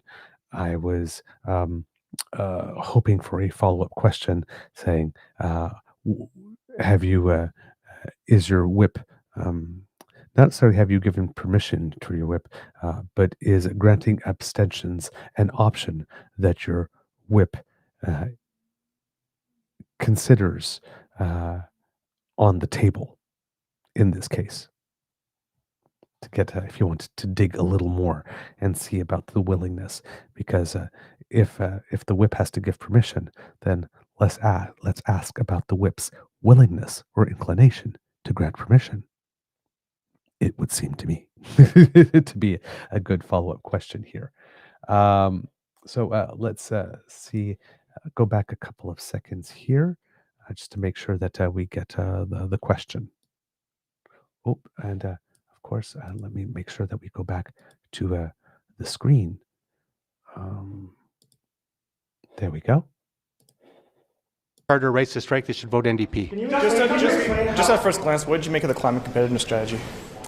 I haven't had a chance to really study it yet in any real detail, but that's something that we're interested in. We want to know what this budget's impact is on the climate crisis. I will note that Mr. Carney is not the Prime Minister who wrote values, I'll tell you. I mean, he was an enlightened capitalist in that book who claimed to understand the climate crisis. But ever since he's been elected Prime Minister, I've seen nothing but regressive moves on the climate.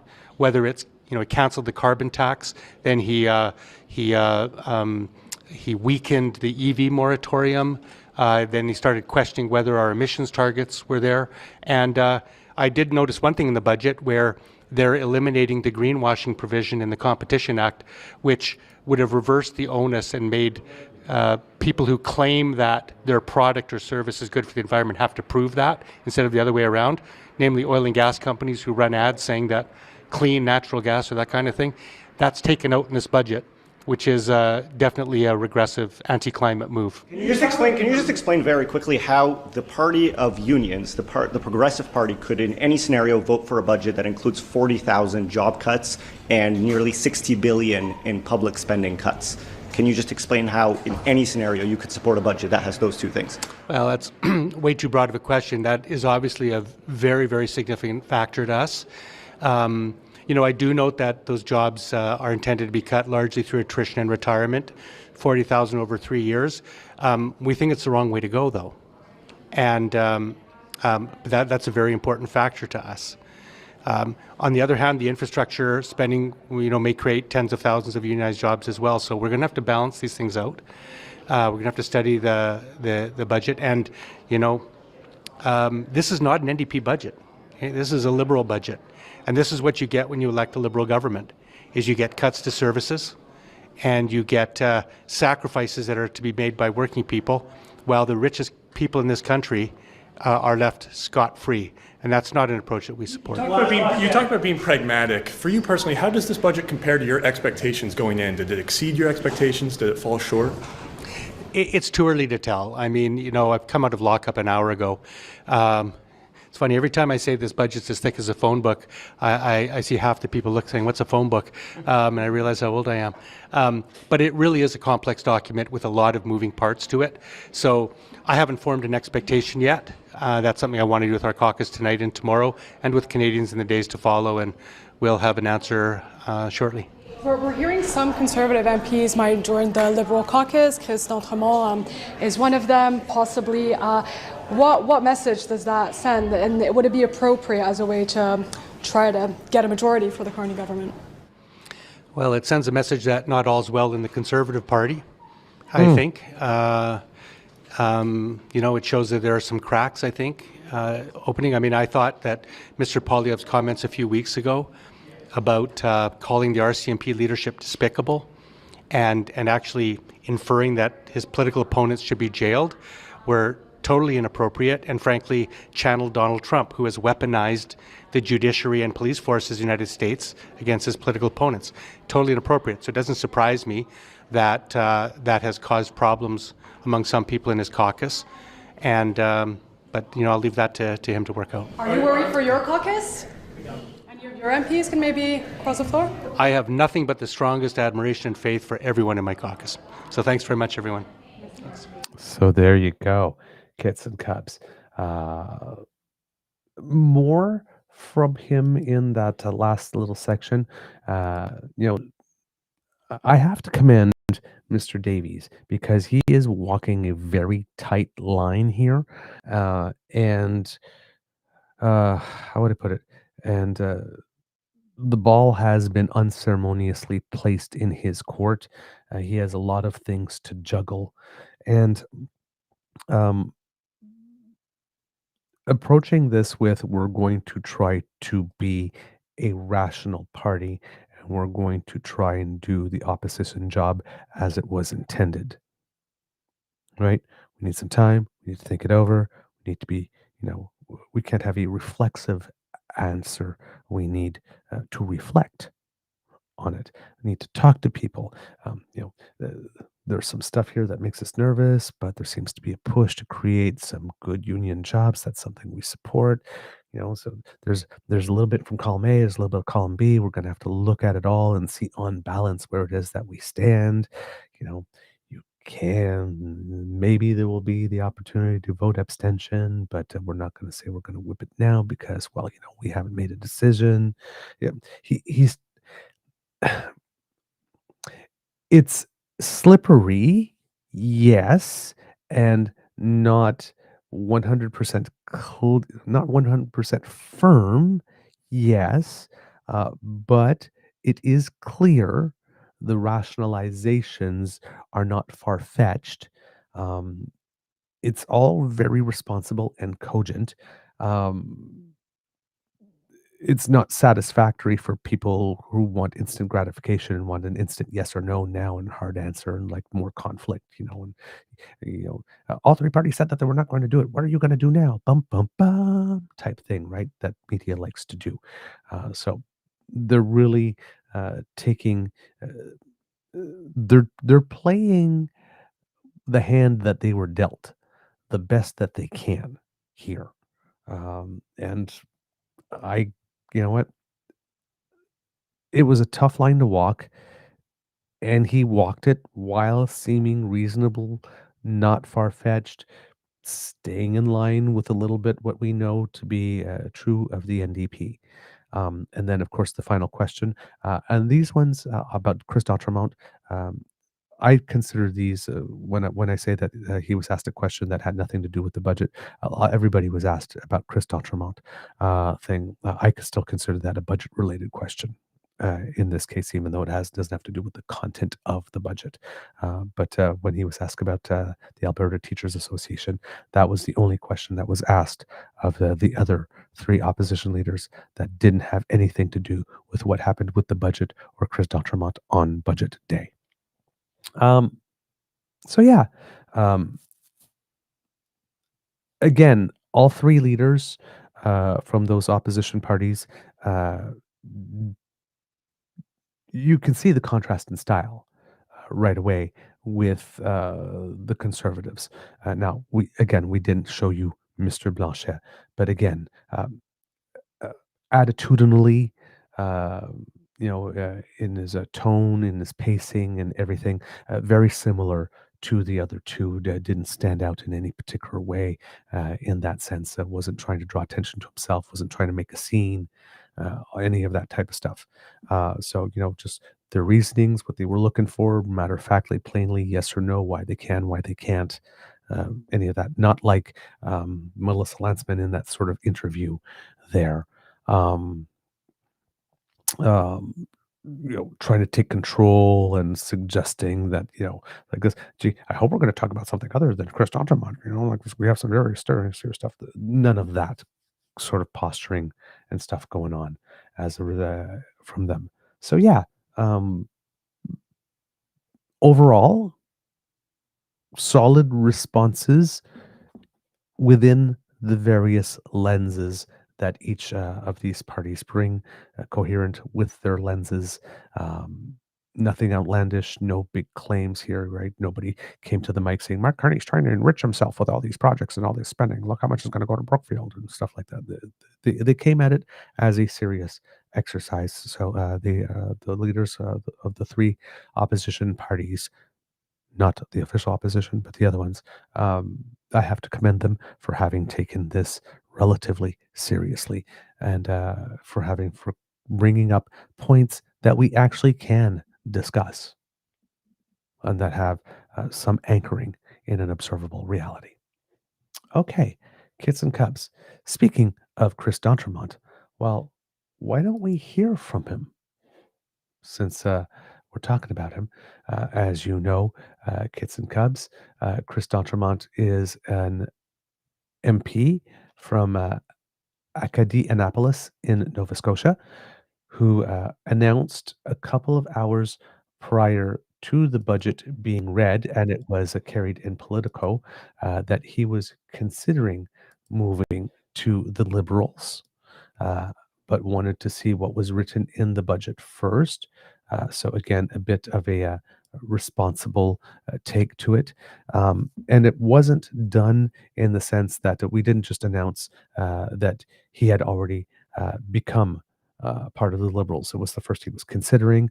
Then I guess he saw the budget, and then there was some debate as to whether or not he had resigned or had been fired.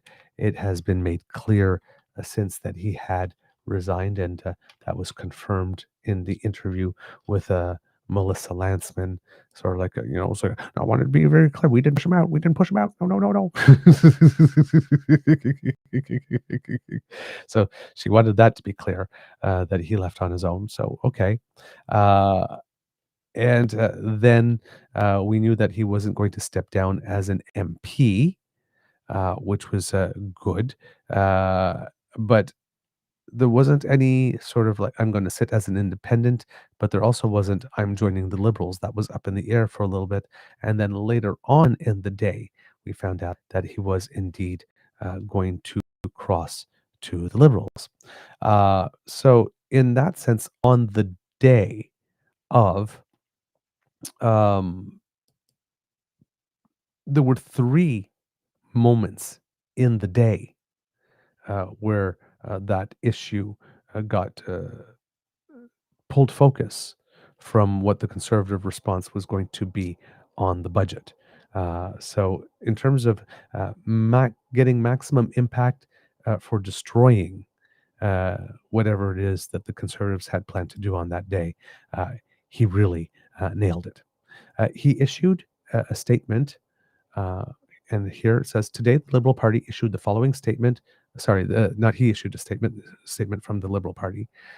Today the Liberal Party issued the following statement from Chris D'Entremont. Sorry, I correct myself. It is, I had it right the first time. It is a statement from Chris D'Entremont, but as issued from the Liberal Party. So his first statement as a Liberal Party member here. Quote, earlier this afternoon, upon the presentation of the 2025 budget, I informed the leader of the opposition House leader, and the Speaker of the House of Commons that I had resigned from the Conservative caucus. After serious consideration and thoughtful conversations with constituents and my family, I came to a clear conclusion: there is a better path forward for our country and a better path forward for Acadie Annapolis. Prime Minister Mark Carney is offering that path with a new budget that hits the priorities I have heard most in my writing to build strong community infrastructure and grow a stronger economy. That is why I am joining the government caucus. After 5 years of serving in opposition, the people of Acadie Annapolis and all Canadians know that the moment we face today needs all of us to lead, not with complaint, but with confidence in a strong future. This is an important moment for the country to come together, and I'm looking forward to working with the Prime Minister to build the strong economic future that all our communities deserve. And with that, kits and cubs, let's look at a press availability from Trump, his first one since crossing the floor. Making sure, yeah. Mr. D'Entremont, Mike Lecouture with CTV News. I wanted to ask you, what was the deciding factor in crossing the floor? And if you could also indulge, how many other Conservatives in your caucus feel the same way that you do? Well, let's start with the story of how I got here. I would think over the last number of months, I wasn't feeling that I was aligned with the ideals of what the leader of the opposition had been talking about. So I've been sort of re-looking at, what my career is bringing and what I can do for my constituency. So over the last little bit, talking to many of my friends in the Liberal Party, as Deputy Speaker, I got to know a lot of those members personally, ask questions, see what's going on, and understanding the point that we are in Canadian history, where it's time to actually try to lead a country, to try to make it better, and not try to knock it down, not to continue to be negative. In my case, as a Nova Scotian, we're always trying to find ways to work together to solve the issues that are important to our communities. And I didn't see it by sitting in the opposition. I saw it by being a part of the government caucus. Prochaine question. Sorry, and just in terms of how many other Conservatives feel the same way that you do that are currently sitting in caucus? Yeah, I would suggest that there probably are those that are in the same boat, but I will let them tell their stories if that time comes. Monsieur D'Entremont, Yasmine Midi avec Radio-Canada. Je vous pose une question très semblable, mais en français. Expliquez-nous ce qui a mené à votre décision. Pourquoi est-ce que vous n'étiez plus à l'aise au sein du Parti conservateur? So basically the same question here in French, basically asking him to state why it is that he had left the Conservative Party of Canada. On that front, Kits and Cubs, he also had a letter of resignation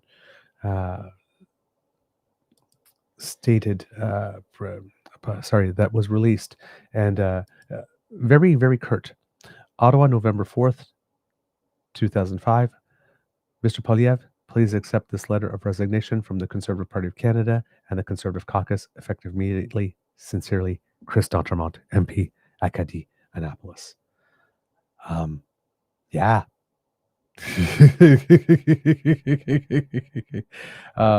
No reason why anything of the sort given. Just I'm resigning. That's it. Nothing more, nothing less. So yeah, we have some conservatives throughout the entire sort of 24/7 rage machine who are not happy about this. One of them, Jeff Ballingall, uh, I think the Canada Proud founder or something of the sort. Uh, said this is not going to go over well in Nova Scotia. And it's like, girl, 10 of the 11 seats available in Nova Scotia went Liberal in the most recent federal election. The one that didn't go Liberal went to Chris D'Entremont. He won by 1.1% total votes to the Liberal candidate, over the Liberal candidate. I think Nova Scotians are going to be fine with this. And it's not like a mystery. It wasn't a mystery to anyone in Nova Scotia that Chris D'Entremont was more of a centrist conservative than a Poilievre conservative. They knew who they were voting for. They voted a conservative in despite the fact he was on the conservative banner because they liked him, not the party. 10 of the 11 seats went Liberal, and the only one that didn't by 1.1% in the vote. Come on, conservatives. Don't come and try and start pretending now that the people of Nova Scotia are going to be up in arms and breaking out into hives as a result of this. You barely won the seat. Nova Scotia went almost 100% Liberal in the last election. I think they will be fine. All right. Let's go back to Chris D'Entremont and let's see what else he has to say. Est-ce qu'il y en a plusieurs qui pensent prendre la même décision? Okay, so here, also asked in French about your colleagues. Are there many others that are looking at taking the same decision? I'm going to guess here that he's going to say in French again something similar that he knows of them, but is not going to be willing to tell their names, and that it would be up to them to reveal themselves at the proper time if they so choose. Je pense qu'il y en a, mais je vais leur quitter l'opportunité de parler pour eux-mêmes. Est-ce qu'on vous a promis un ministère? No. And then basically asked point blank, were you promised a cabinet position? And you can see, no. He just answers a straight no. Next question, Nick. Hi, Mr. D'Entremont, Nick Murray from the Canadian Press. I know you just spoke of Mr. Poilievre and the direction he was going, but I'm just wondering whether the Conservative leadership style perhaps pushed you out of caucus. Well, I think that's probably a part of it. I didn't find I was represented there. That my ideals of an Easterner, of a red Tory, I mean, quite honestly, of trying to find ways to find solutions and help your community rather than trying to oppose everything that's happening. And I think that's the opportunity that's being offered by Prime Minister Carney and the government caucus is to help find solutions at this critical time for Canada. I'm also wondering if you can maybe contextualize the decision to leave with regards to what happened with your push and your bid to become the Speaker. Some MPs have told me that you looked dejected the day that you had to remove your name from the floor, and of course, another one of the Conservative colleagues ended up being Deputy Speaker. I'm just wondering if you could speak a little bit to that, about how that impacted this decision. I mean, I think it was an awkward time. I was hopeful, as many people would be hopeful, but I did move on. The summer came, and we had a great summer of traveling around. It wasn't really in my mind. It's just looking at leadership styles and whether we're doing the right thing for Canada or we're doing the right thing for ourselves. I would rather be on the side of Canadians. All right. Did you hear that, Kits and Cubs? The ending of that. So, first of all, those two questions were stirring the pot questions. That journalist was looking for something. Not sure if he got it, but in the fullness of the answer, But if he was paying attention, he certainly got it at the end of the answer when Chris D'Entremont said, I wanted to be on the side of Canadians. The inference, therefore, being that he does not think that the Conservative Party of Canada is on the side of Canadians. Were I a journalist, I would have jumped on that one. I said, oh, so you wanted to be on the side of the Canadians. So how is your former party not on the side of Canadians? Please regale us with tales. Inquiring minds want to know. So just a little dig right there at the end in that answer. That was really rather well placed. So I'm going to back it up a little bit so we can hear that again, how he finishes that as we go into the next question here, Kids and Cubs, because that was a tiny little T just subtly dropped at the end of an answer, and you have to be really paying attention to pick up on it. Really in my mind, it's just looking at leadership styles and whether we're doing the right thing for Canada or we're doing the right thing for ourselves. I would rather be on the side of Canadians. And just really quickly, I'm just wondering, did you think that there was a real risk the budget could fall with this government, and do you think that risk still exists? I think the risk always exists. You still have to have your account correct. You need to make sure people show up for the vote and those kinds of things. I think it's important that we make that more sure. I mean, this is a budget for a generation. This has got some good stuff in it for communities like mine, and I want to see it pass. Hey, Mr. D'Entremont, just Marco Vigliotti from My Politics. Just a quick question: was there anything tangible, offered towards you by the Liberals, a promise of perhaps a position in cabinet down the line, anything along those lines to get you to cross the aisle? No, really, it had to do with my riding itself. Acadianapolis is a big rural riding with lots of fishery and lots of agriculture and a military base. I want to make sure that I'm doing the right thing for them, to make sure that they have the housing and the infrastructures that they need, and I felt this budget was one that was going to provide that. Last question, Jillian.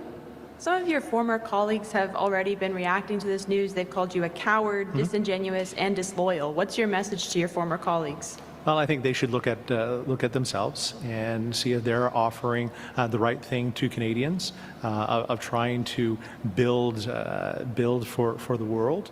I mean, we have a great opportunity here in Canada, and rather than knocking people down, we should try to find ways to work together, and that's what I've always tried to do in my career. Ouch! Did you get that? Rather than knocking people down. Ouch. Ouch. Let's keep going. Merci.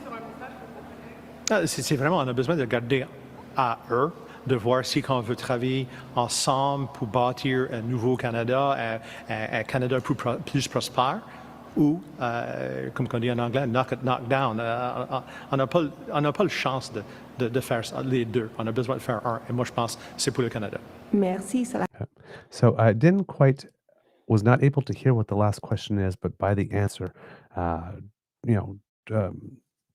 trying to infer what the question had to do with here was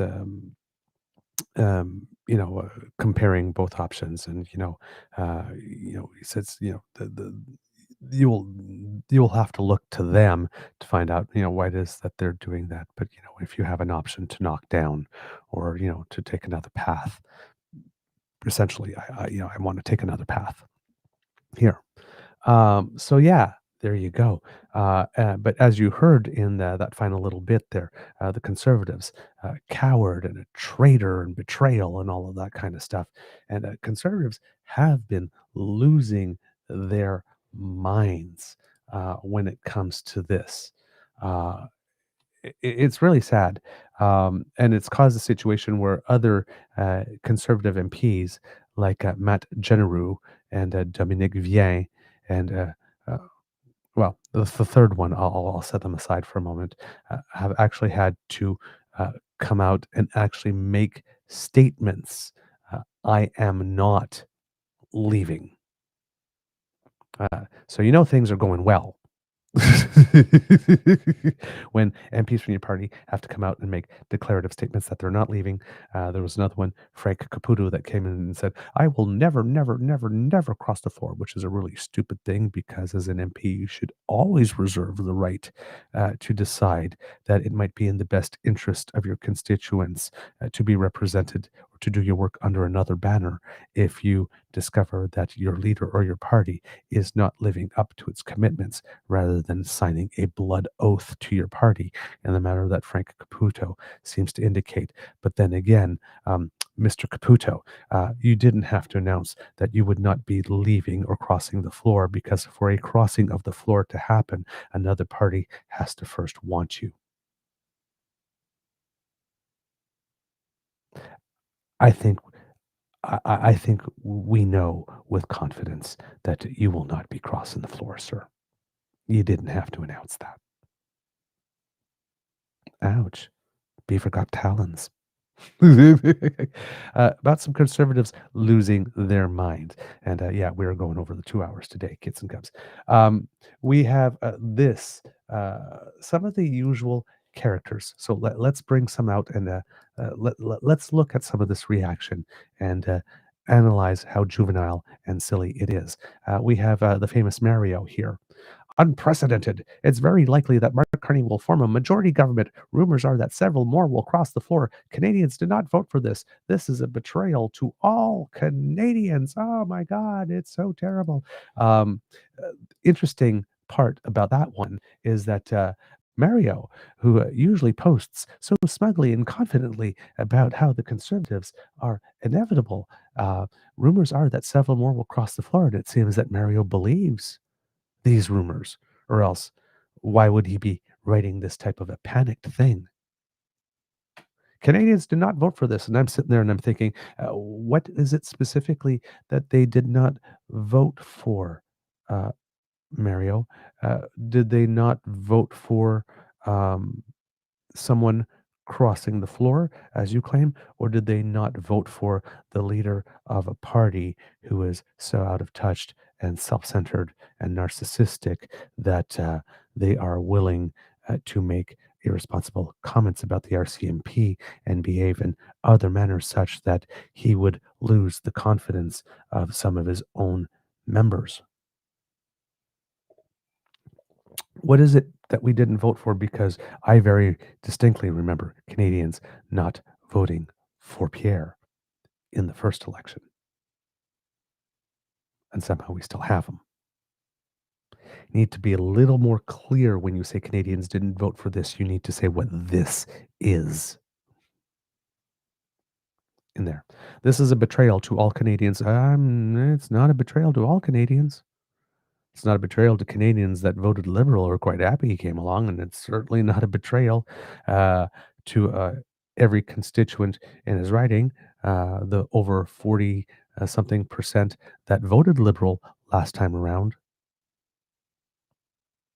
And I'm sure that if it's a riding that the Conservatives won by 1.1%, and D'Entremont is known as being more progressive Conservative rather than a Polyev Conservative, that there's a lot of people who voted Conservative for him. Remember, Kits and Cubs. Then we have this other one, concerned Canadian, not particularly concerned and probably not even Canadian, but a traitor to his constituents and as a disgrace to a party that supported him. Really, a party that supported him, worked as deputy speaker, did a fantastic job, but because he didn't pass the PP purity test because he was a moderate conservative, was not put forward by his party to do a job he was doing well. D'Entremont is respected by MPs from all parties in a party that does not play well with others. Again, as we mentioned yesterday, ask Mr. Reyes, or as I was reminded yesterday, ask about Karen Vecchio. Remember her? The lady who was chairing the Status of Women Committee for a long time that suddenly got pulled from it because she too supported someone that was not put up for leadership and is now in parliament because she was basically run out of her party. She didn't even run in the last election. Or how about Caroline Meehan or Sabrina Maddow, who were looking to run for the Conservatives, but were eliminated because I guess their views on abortion were a little too liberal for Pierre. There's a purity test, and the Conservative Party members who are not pure enough get punished. D'Entremont got punished.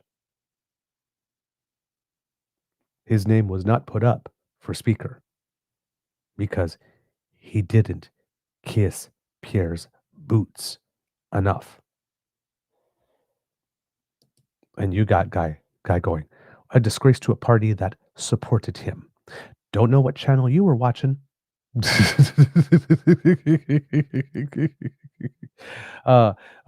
we get jingles here.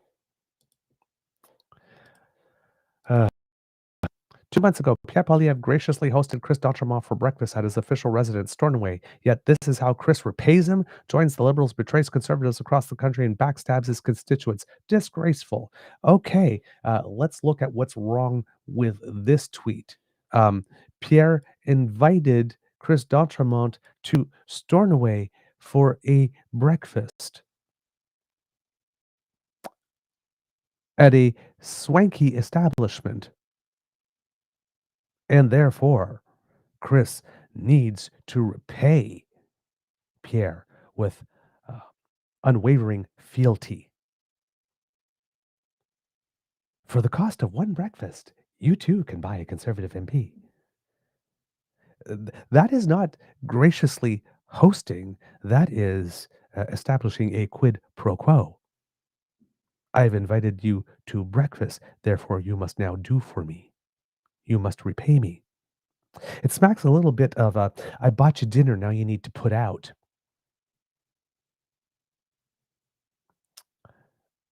When it comes to a MGTOW party, yeah, that tracks, doesn't it, as an attitude? Mr. Jingles.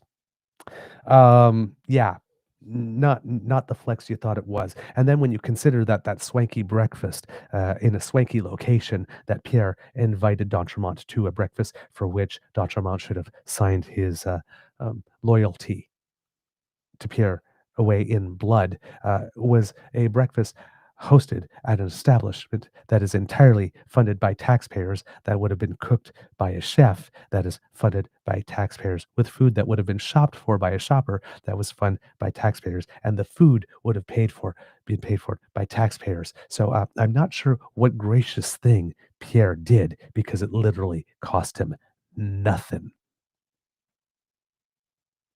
Jingles. But D'Entremont owed him. Yeah, not the deepest thinking.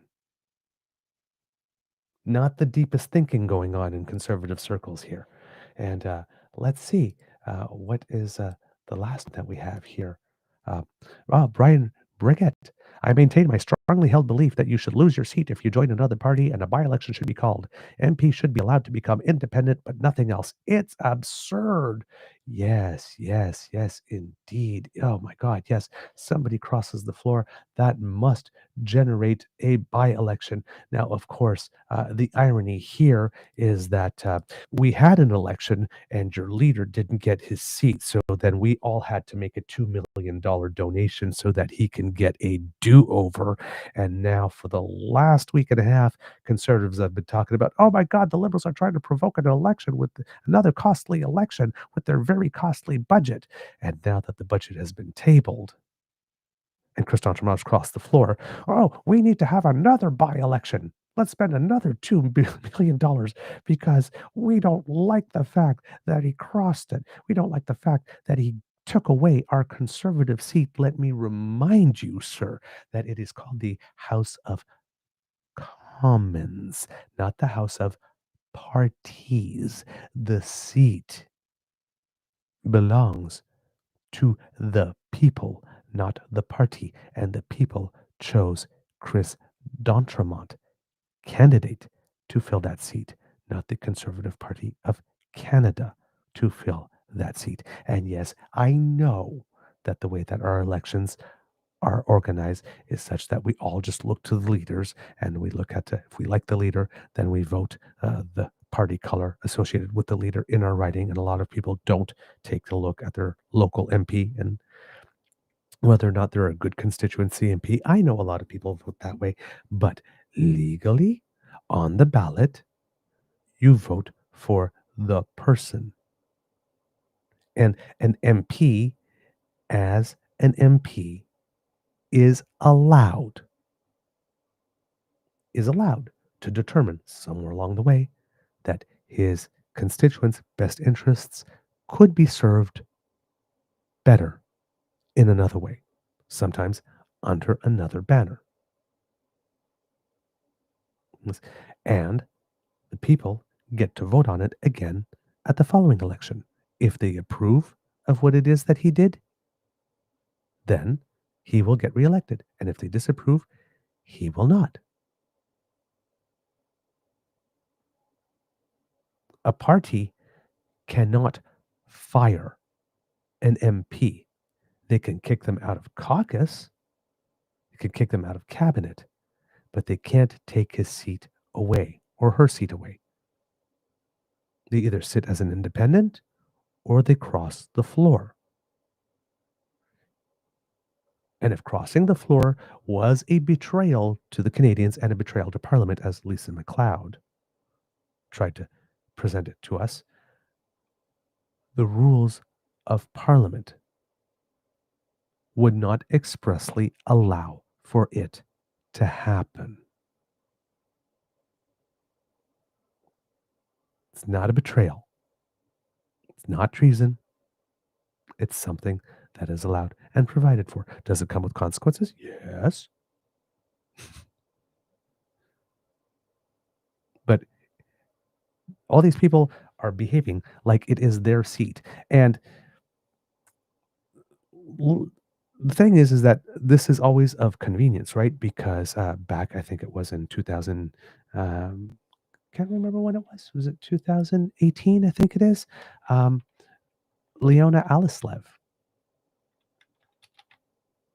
crossed the floor from the Liberals to the Conservatives, and she was welcomed with open arms.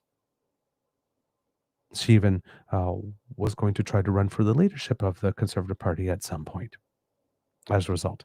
And even better than that, let's go back to 2006 for those of us who have a longer memory. A certain Mr. David Emerson, who was a minister in the Liberal government, and then the Liberals lost to Stephen Harper. He ran as a Liberal. He was one of the ministers that were re-elected by members in his riding. And then, before he had even served 1 second in the House of Commons of his new term as a Liberal, it was announced that David Emerson had defected over to the Conservatives. Not only had he defected over the Conservatives, but was also given a cabinet position. In that moment, anything associated with the Conservative Party of Canada that keeps on trying to acquire or absorb the Tory legacy for itself, it's not entitled to it because it's an entirely different beast. But the Conservative Party of Canada is the one that shattered the norm. All the things that they're saying are betrayal. Chris D'Entremont at least served some time in the House as a Conservative MP in his new term before he left. And he didn't jump across the floor right into cabinet.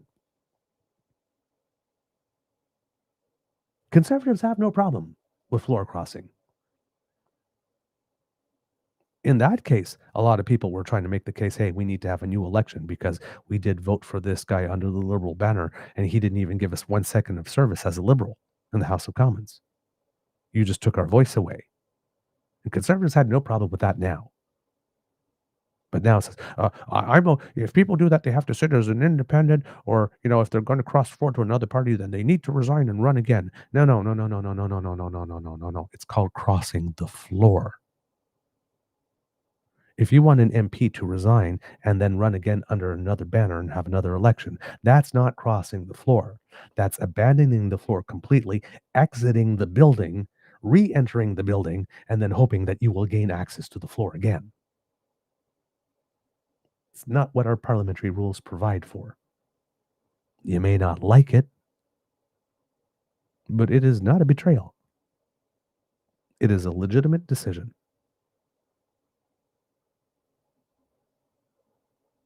And that gets voted on at some point when the next election comes along. The constituents either stood for it or they didn't, but they vote for the person, not the party. Legally speaking, it's not your seat, Conservative. It is the people's seat, House of Commons, not House of Parties. Conservatives need to learn a little humility here. We won it. It's our seat. No. It's our seat. We lent it to you. You get to occupy it now. Until such time as we, or the person that we elected to represent our best interests, determine that our best interests are no longer best represented by being under your banner. That's the way it's always worked. Don't come crying now. You were perfectly happy with it when it bounced your way. Don't come crying now. We got nothing for you. Sorry. No sympathy. Not for me on that one. All right. So yeah.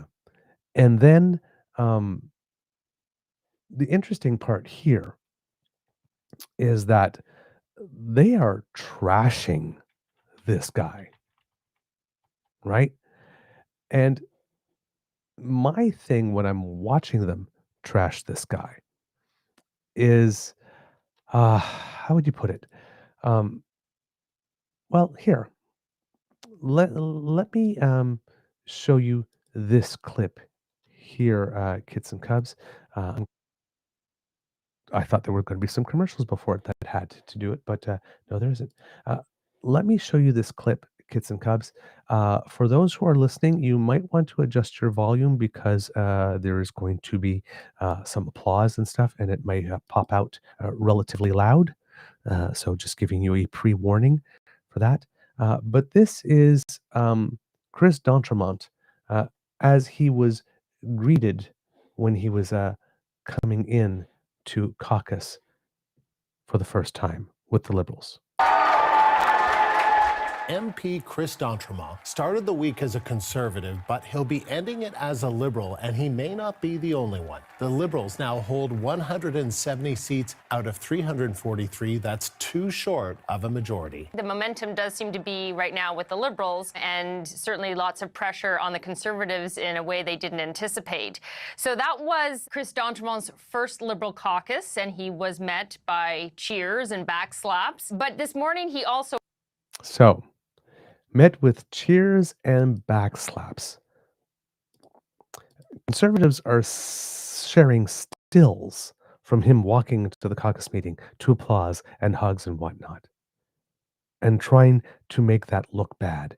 And I'm sitting here and I'm thinking, do you not realize that sharing images and video of Chris D'Entremont being more appreciated and accepted by those with whom he is now than he ever was when he was with you? Do you not think that doing that is kind of illustrating his point?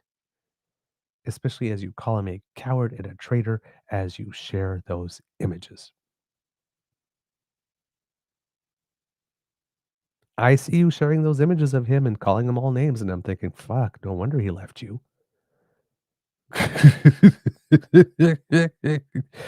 It's not the flex you think it is. It's not the flex y'all think it is. Y'all need to calm down. Conservatives, come to the camera. Y'all need to take a look inward. a guy that is pretty much liked, universally respected, left your party, and you respond by having a full public meltdown,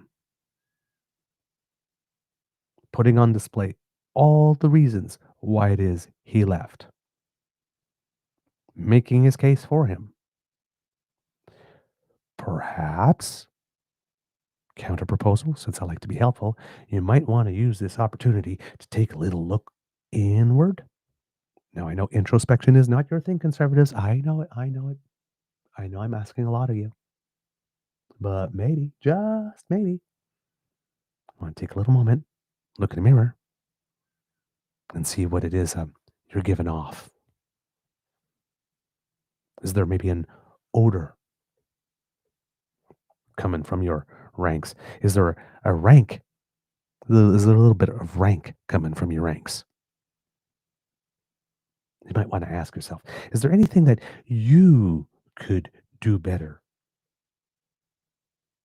Especially if you're as panicked as Mario is about other people maybe leaving.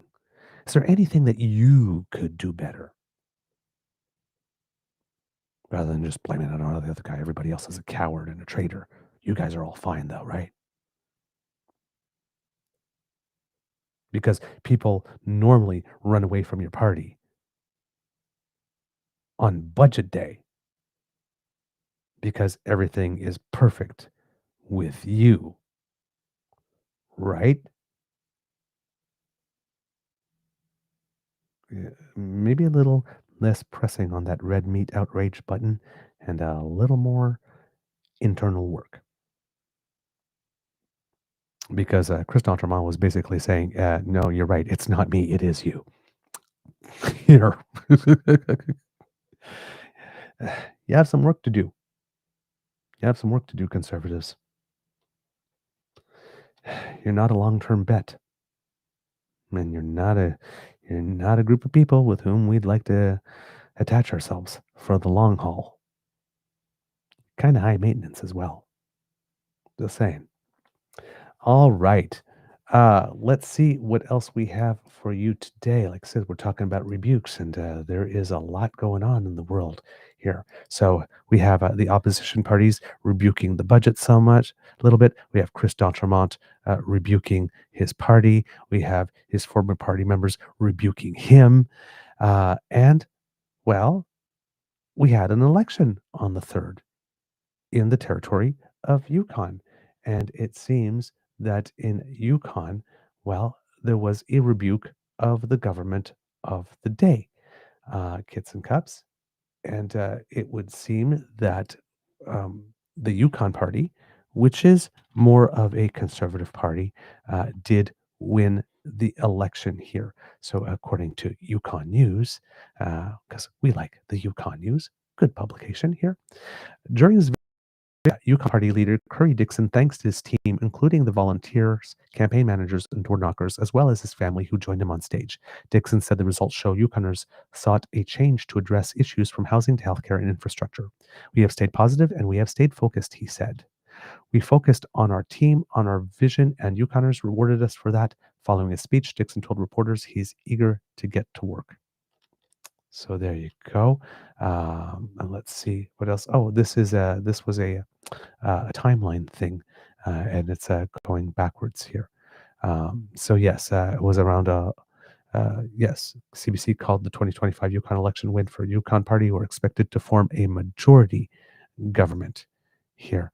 About a half hour before that, they were up in 13 of 21 electoral districts, some of them by a very safe margin, and the NDP had the lead in 7 ridings. So I'm going to guess here, because I haven't seen the full count here. I'm going to guess it ended 13 for the Yukon Party, 7 for the New Democrats, and either 1 for the Liberals or an independent, maybe a Green.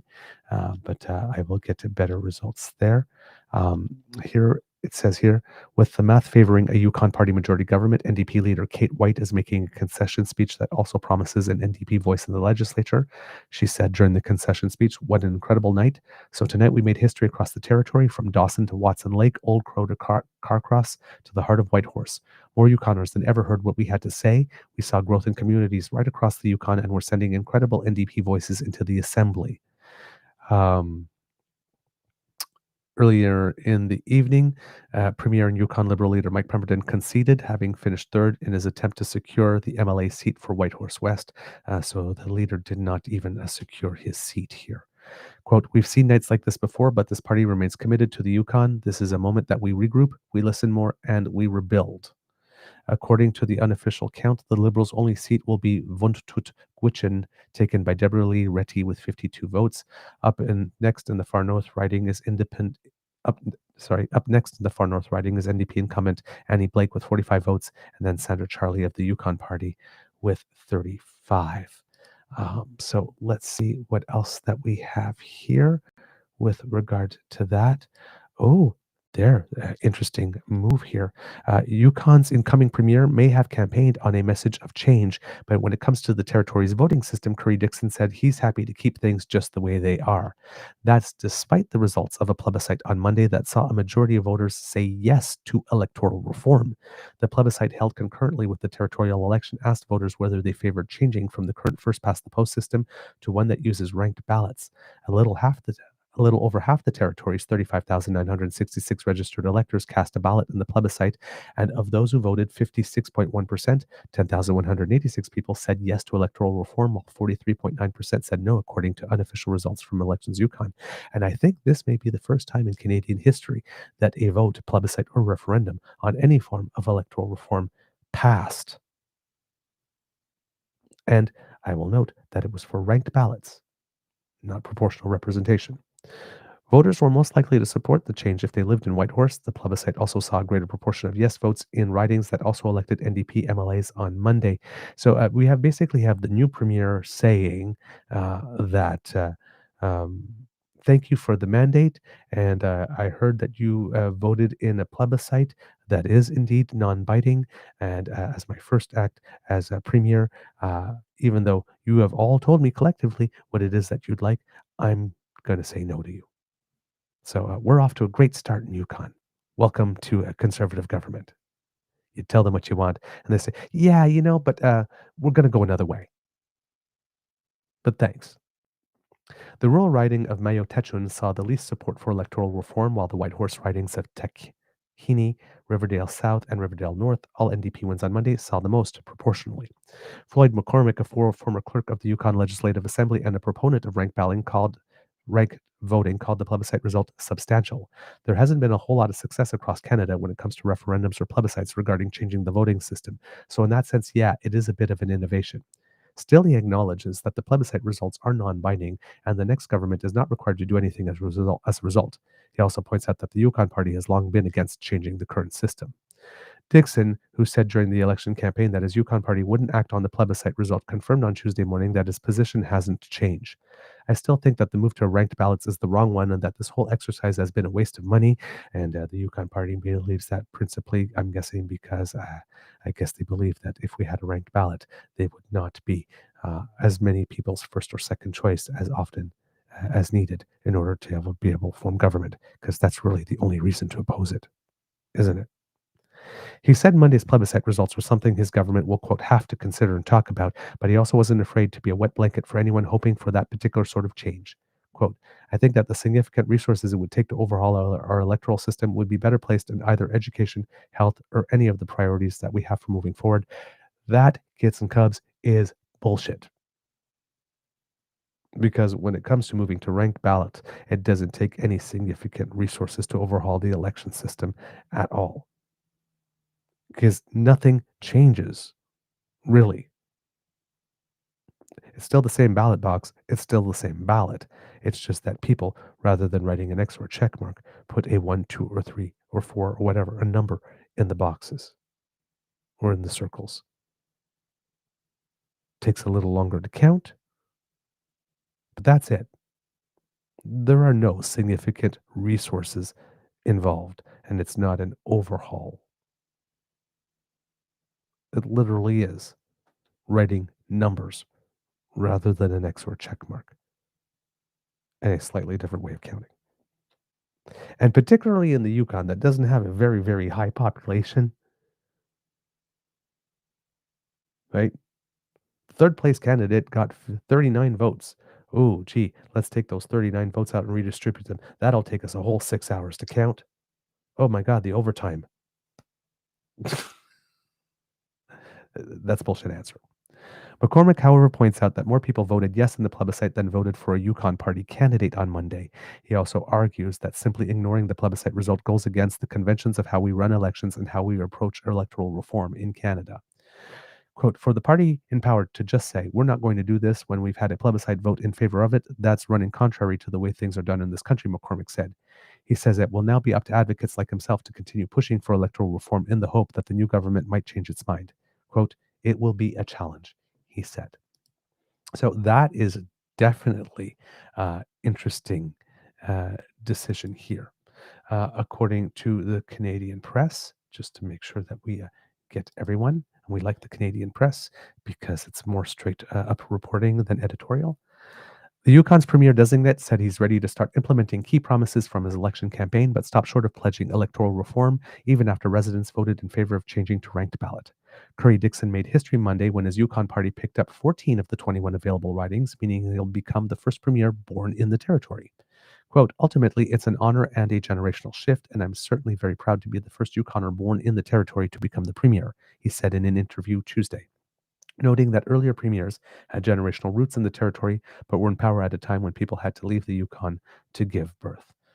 So here, noticing that it is 14, so one up from the previous reports that I read at the time that they had been written. And kids and cubs, since we're talking about Mr. Curry Dixon, let's take a look at Canada's newest premier. So this is the gentleman that is now the premier, or who is now the premier of Yukon Territory. All right, continuing on with the Canadian press report. Ultimately, yes, did I say that already? Yes, I did already. At 40 years old, Dixon is an experienced politician. When he was first elected in 2011, the then 26-year-old became the youngest Yukon cabinet minister ever. He did not seek re-election in 2016, but ran the party's campaign that year before being re-elected in 2021 after being named leader. The latest government represents a return to power for the Yukon Party that spent 9 years as the territory's official opposition. The Yukon Liberal Party, which had formed government after the 2021 election, was nearly wiped out in Monday's vote, winning just one of the 21 seats. The NDP doubled up from the previous election, going from 3 to 6. So it ended up 14, 6, and 1. Unofficial results released by Elections Yukon show that 10,186 of 18,130 voters cast a ballot in favor of changing the voting system from the current first-past-the-post system to ranked ballot. The territory has nearly 36,000 eligible voters. However, Elections Yukon said only 53% of eligible voters cast their ballot on Monday. The Yukon Party said in the lead-up to the election that it would not support a change in the voting system, but if Yukoners clearly indicate they wish to see a change, will respect their direction. That was it was a pretty clear indication of change here. The vote on the ranked ballot is non-binding, and Dixon said Tuesday that he thinks the process that led up to the plebiscite was flawed and the question that was asked wasn't well considered. I wish that they would have put the text of the question here in the article so that we could assess his assessment of the question.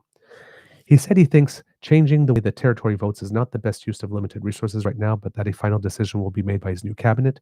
Quote, but my view is that that's not something we should be prioritizing, and we should be focusing on issues that matter to Yukoners, he said. Well, Yukoners thought it mattered enough to express their opinion on it and vote. Just saying, if you think it's a matter that focuses, if you want to focus on matters that matter. Let me try that again. If you want to focus on issues that matter to Yukoners, and Yukoners showed up to vote for something and said they wanted it, it seems to me that it mattered. But maybe that's just me. A date for Dixon's swearing in has not been set yet. He said work needs to be done in the legislature to make room for 2 new MLAs after the number of ridings in the territory grew from 19 to 21. Quote, we're going to think carefully about whether and when we need to have a sitting before Christmas or if that can be deferred until the new year. That's something we're thinking about right now. Dixon said his early priorities include a promised expansion of Whitehorse General Hospital and improvements to the territory's electrical infrastructure. He said Prime Minister Mark Carney's office has reached out since he won the election, but the two have yet to connect. The federal government's agenda, quote, can be very advantageous for Yukon in areas such as critical mineral development, nation-building projects, and the military and Arctic sovereignty, Dixon said. He has spoken in favor of a proposed plan to link the Yukon's power grid with BC, an idea which a feasibility study recently pegged at $4 billion in construction costs. Quote, I think if the federal government wants to pursue it, we are certainly interested in doing so as well. It doesn't, however, change what we need to do in the near medium term here in the Yukon with regards to the investments needed in our electricity generation infrastructure, he said. Our grid is aging, our generation capacity is not keeping up with demand, and there'll be some considerable investment needed in our grid and generation capacity to meet the demands of Yukoners. So there you go, kits and cubs, a little bit of news on what is going on up north. Always happy to share some news of the north with our kits and cubs here. All right, and one last little thing here, kits and cubs, before we go. There were elections south of us, and there were some, of course, everybody's talking about the mayor's race in New York. That was definitely a very big deal and got a lot of attention. Rightfully so. Rightfully so. But you know, there was more to it. There was more than just the mayor's race here going on. But there were some very good results for those who are not in the Trump sphere. And for those who would like to see the end of Trump, there is definitely some good news all around. For the mayor's race, I think it took only about 20 minutes for the decision desk to announce that the victory went to Mandami, I believe his name is. I want to make sure. Let me make sure I'm pronouncing that right, because sometimes you go to different places and it's not necessarily spelled as well. Yes, Mamdani. There we go. Wanted to make sure that I had it right. Yes, Mamdani got elected, and I believe he got elected with greater than 50% of the vote. So there was Mr. Cuomo, and then there was a third candidate that was there, and it was an outright victory for Mamdani. A lot of people losing their minds. Oh my God, you gave it to a communist terrorist. Those tweets probably won't age well. Then there were some races for the governorship in Virginia and in New Jersey, I believe. And both of those governorships went to the Democrats.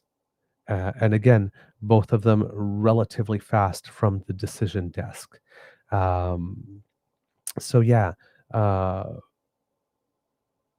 But basically, in Virginia, the trifecta, lieutenant governor, attorney general, and governor, all of it seemed to have flipped. And that was a pretty big news here. Just going to look for, because I'm looking at a transcript here, because from a source that usually has more detail. But because it's coming from a transcript, there's lots of other stuff in there that I have to sift through to try to get to the data. It makes for a little bit of an odd reading here. With regard to Zoran Mamdani, who voted the New York mayoral election. By the time 91% of the votes had been counted late on Tuesday night, Mamdani, who stood as the candidate for the Democratic Party, had won more than 1 million votes in the mayoral race, compared with about 850,000 votes for Andrew Cuomo, standing in as an independent. Democrats also won gubernatorial races in New Jersey and Virginia on the same day, and California's allowed the state's Democratic lawmakers to redraw the congressional map. That's Proposition 50. If a lot of people heard about that, Donald Trump was asking Texas to gerrymander seats for the next election so that the Republicans can maintain their majority in the House, because they already know they're so unpopular that they're probably going to lose it. And that prompted reactions from other states to do the same thing, to recapture those seats in their own, to try to negate what Trump was doing. And Gavin Newsom, the governor of California, decided, drew up a map, but unlike Trump, rather than impose it, put it to a vote in a plebiscite. And when the plebiscite came back, it seems that voters in California did decide that they liked the new map that would yield more Democrat seats. And so I'm going to guess that that is going to become law. And that's the map that will be used next time around. According to NBC's exit poll on Tuesday, 55% of voters in New Jersey, 56% of voters in Virginia, and 69% of voters in New York City, and 63% of voters in California said they disapproved of Trump. So that's the water in which everyone was bathing as it was going on. So yeah, with 91% of the vote counted, 50.4% of the vote was going to Mamdani in New York, with 41.6% going to Cuomo, and who is running as an independent because the Republicans picked someone named Curtis Sliwa, and had just 7.1% vote at the time. In the gubernatorial race for New Jersey, Democrat Mikey Sherrill was ahead with 56.2% of the vote share by the time 95% of the ballots had been counted. Republican Jack Ciattarelli had received 43.2%, and Sherrill would take over from outgoing Democratic Governor Phil Murphy. So that's a seat that would remain in Democratic hands. In Virginia, Democrat Abigail Spanberger had won 57.5% of the vote share by the time 97% of the votes had been counted. Republican Earl Sears had received 42.3%. Virginia also elected Democrat Ghazala Hashimi as lieutenant governor and Democrat Jay Jones as attorney general. While some of the winning Democrats, including Mamdani, represented the party's more progressive wing, Virginia's race was won by Spanberger, a moderate. Then there were other votes. There were mayoral races in Cincinnati, Atlanta, Detroit, and Pittsburgh, as well as for the Pennsylvania Supreme Court. In Cincinnati and Atlanta, Democratic incumbents Aftab Puraval and Andre Dickens won their races. In Detroit, Democrat Mary Sheffield won, becoming the first woman to lead the city. Democrat Cory O'Connor won the race for Pittsburgh mayor. Pennsylvania voters also voted to retain liberal Supreme Court Justices David Wecht, Christine Donahue, and Kevin Dougherty. And it seems that the Democrat margin on the Supreme Court increased by 1 overnight. And Pennsylvania, you have to know, is a very important state because it's one of those swing states, and it's a state where the Republicans like to gerrymander, or try to gerrymander, and do play fast and loose with electoral law. But the Supreme Court there is going to be predominantly Democratic for quite a while, and that is going to definitely put a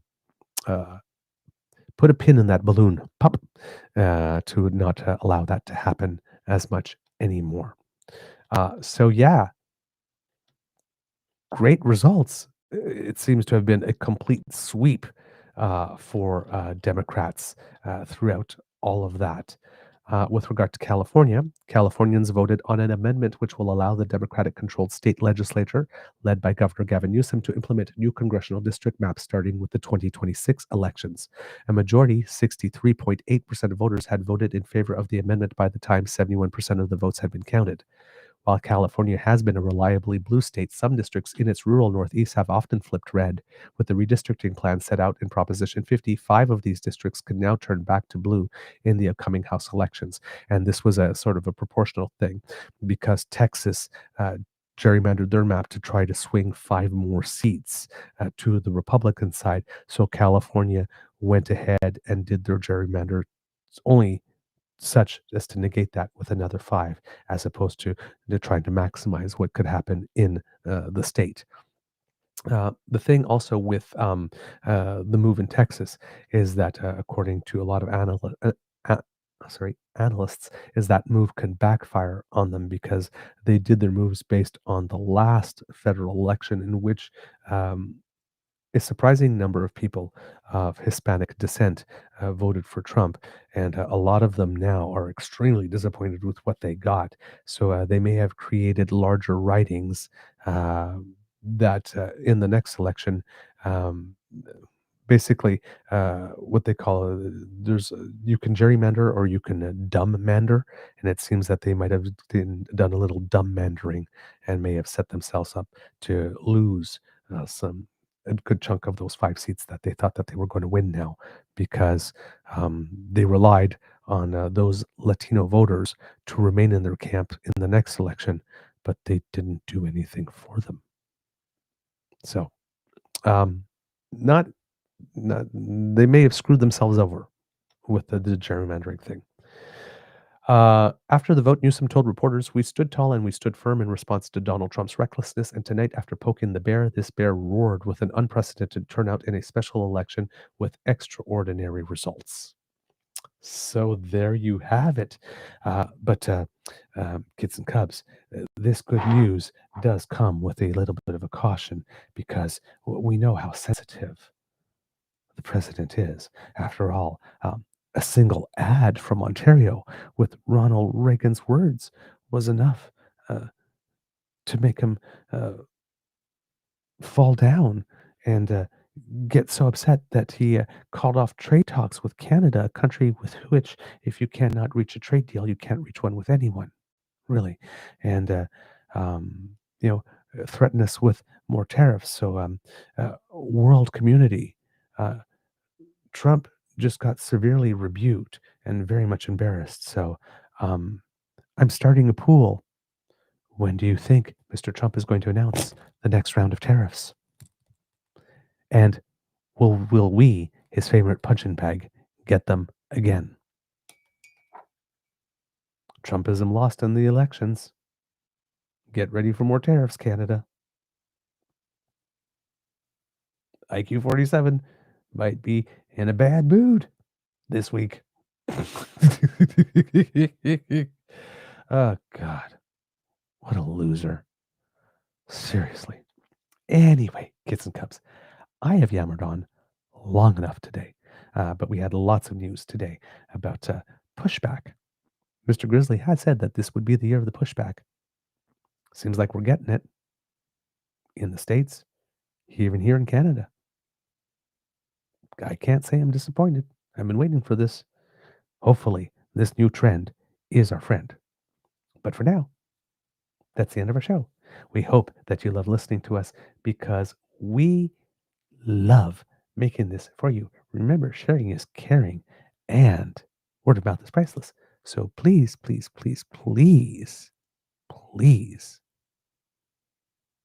tell your friends and family, tell your peeps and poops all about us. We really appreciate it if you do. And especially when you include a little bit of yourself in there, saying why it is it resonated with you, or why it is that you were sharing it. That would be absolutely fantastic.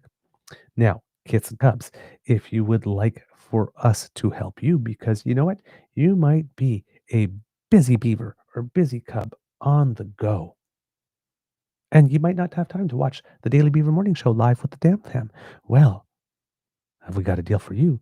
Thanks to the Ray Girl, who has sponsored our pod page. You can go to podpage.com/thetruenortheagerbeaver and click on subscribe, or you can click that QR code. And when you go there, when we have something fresh off the podcast bandwidth, it goes directly to your feed and waits for you to pick it up. It's so lightweight, and take us with you. Pop us in your ears. Go take on the day and remain informed. It's a win-win. Now, kids and cubs, if you would like to help us, well, hey, we could use your help. One of the ways you can do that is to go to the True North Eager Beaver Media Incorporated YouTube page. Boom, right there. that QR code that appeared will bring you there. I'll leave the pod page one up too. Therefore, but I took it down a little too hastily. And you can go there, Kits and Cubs, and click on our buttons. Smash with our buttons, like, share, and subscribe. Give them a little tickle. It makes us happy when you do. And when we see our numbers go up, well, that also makes us happy. Plus, it helps us with the algorithm. So thanks for that. And if you would like to help us in other ways, Kits and Cubs, we do incur some costs to bring the show to you. And we would be very grateful for an enthusiastic expression of encouragement on your part for us to do more in the form of a tip. We shake it for tips, yeah, we shake it for tips. Get a little shoulder action in there. So there, if you would like more dancing, more beaver dancing, send money. You could do that to, let's put up the QR code that will bring you to our coffee page, first of all. There you go. And you can find the emergency hydration fund there. Coffee, ko-fi.com/the true. No. That's wrong. Coffee, ko-fi.com/eager beaver, all in one word. That is where you go to make a donation. And Kits and Cubs, if you are buying Canadian, then you go to truenortheagerbeaver@gmail.com. That's our email address. And you can do a direct bank transfer there. Keeps your transaction 100% Canadian. No U.S.A. tech bros get a cut of your money. And we get 100% of your donation, which means that your Beaver Lodge Emergency Hydration Fund donation buys even more hot chocolate than it would otherwise. And a moist beaver is a happy beaver. And a chocolate beaver who gets to maintain their levels is also a very happy beaver. So send money. Need hot chocolate in the cup. The winter's coming. I got to maintain the brown, people. Got to maintain the brown. This tan doesn't just happen. Guess that's what happens when you're 37% chocolate. But all joking aside, Kits and Cubs, we appreciate all of your support. It means the world to us, and we are grateful to have you, because without you, like I said, we'd just be two schmoes talking to a camera. So thank you for being a wonderful and lovely and often generous audience. We're very grateful for you. Kits and Cubs, because democracy is something that you do, hey, we have some petitions for you to sign. We have a House of Commons petition E-6821, which seeks Kits and Cubs to put some constraints on media ownership so that Canadian news, like the Daily Beaver Morning Show, could be made by Canadians, us, for Canadians, you. We're not excluding our American friends and friends from all around the world. We are very happy that you're here. But by Canadians, for Canadians, this in the best interests of Canadians. So if that's something that you support, and I guess you do by virtue of the fact that you support this show, well, House of Commons petitions E-68281 seeks to do that too. We are now at 5,300 signatures, so it is growing, and that's nice to see. Let's see if we can boost that up a little bit here, Kits and Cubs. So I'm going to put a link to that in the chat for you. Please put your signature on that. We are very, very grateful for all of your participation with that. And of course, we are also talking about, as always, House of Commons petition E-6689, if I remember correctly, is the name and number of it. And that one is to make it such that our politicians can suffer some type of sanction when they are not being honest with us, when they are deliberately practicing misinformation in order to get us to adhere to their causes. And we do not need that. So Kits and Cubs, if anybody in the DAMFAM has that one nearby, I'm having trouble having that one come out. Sometimes the House of Commons petition sites are down a little bit for updates. But if someone could put that one in the chat, I would be very grateful as well. All right. So that's because democracy is something that you do. Words of wisdom, Kits and Cubs. I'm going to say, if it's as lovely day where you are as it is here, the sun is brightly shining and it's a beautiful blue sky. Uh, I'm going to guess it might be a little crisp weather-wise, but that's perfect. I like that. Go out outside today and have some fun. Take a walk if there's still some fall colors to enjoy where it is that you are. Uh, have a little moment with nature.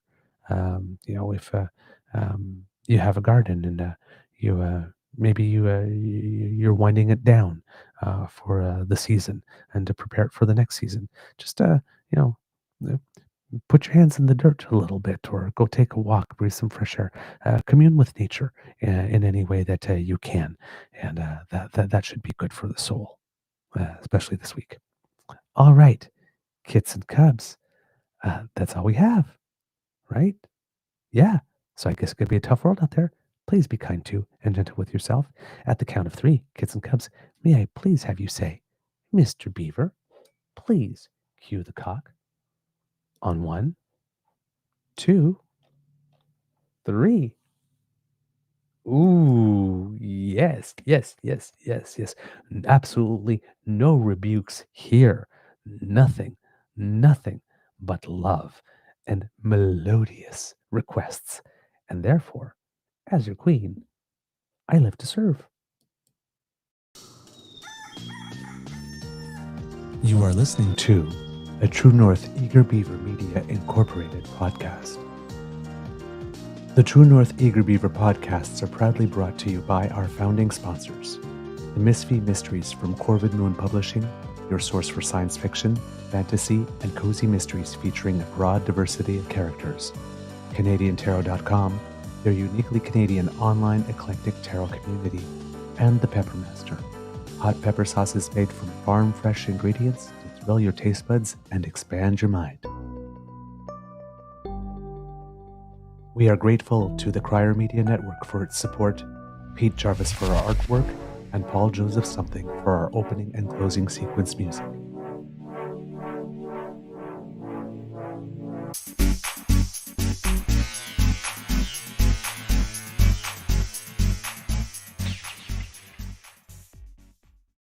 All right, kids and cubs, a little bit of news of Canadians who make us proud. Unfortunately, Canadian tennis star Gabriela Dabrowski's season might be over.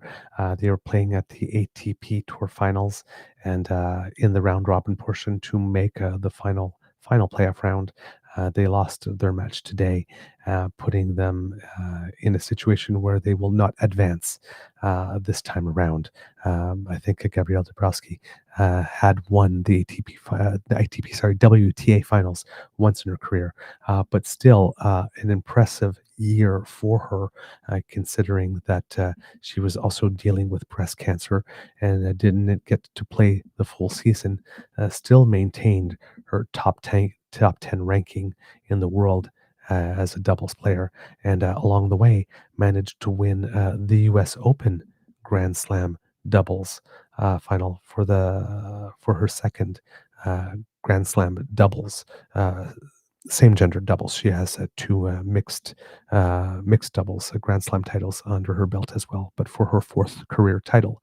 So a very, very good season overall, considering the challenges. And hopefully she will get to play a full season next year.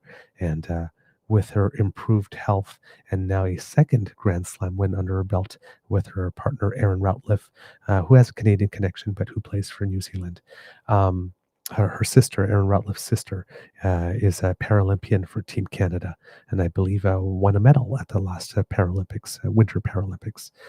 So definitely an athletic family for us here that makes us proud here in Canada. So, but yes, very understanding partner, obviously, because I'm sure she had aspirations for the year as well, and knowing that the year wasn't going to go as had expected. And they're a relatively new partnership, but she decided to stick with Gabriela Dabrowski, and when she won, when they both won the U.S. Open together, Gabriela Dabrowski made a very big point of letting Erin Routliffe know how much she appreciated her for sticking by her side during this year, because a doubles partner can just turn around and say, well, you're out for the year. I'm going to have to find another partner for the year. But she stuck with her and played with other partners at times when she was having treatments and wasn't able to be on the court. That's the kind of person you want on your side, who will stick with you through thick and thin, like that, especially at a moment where you're having a lot of success together, and that's going to be interrupted for a little bit. So congratulations to Gabriella Dabrowski, and props to her partner, Erin Routliffe. That's what teamwork is really about. It's a great example for all of us. And onward and upwards for a better year next year. All right. That's all I've got for you, kids and cubs. And with that, I am gone. I will see you tomorrow morning. Amour et bisous. Bye-bye.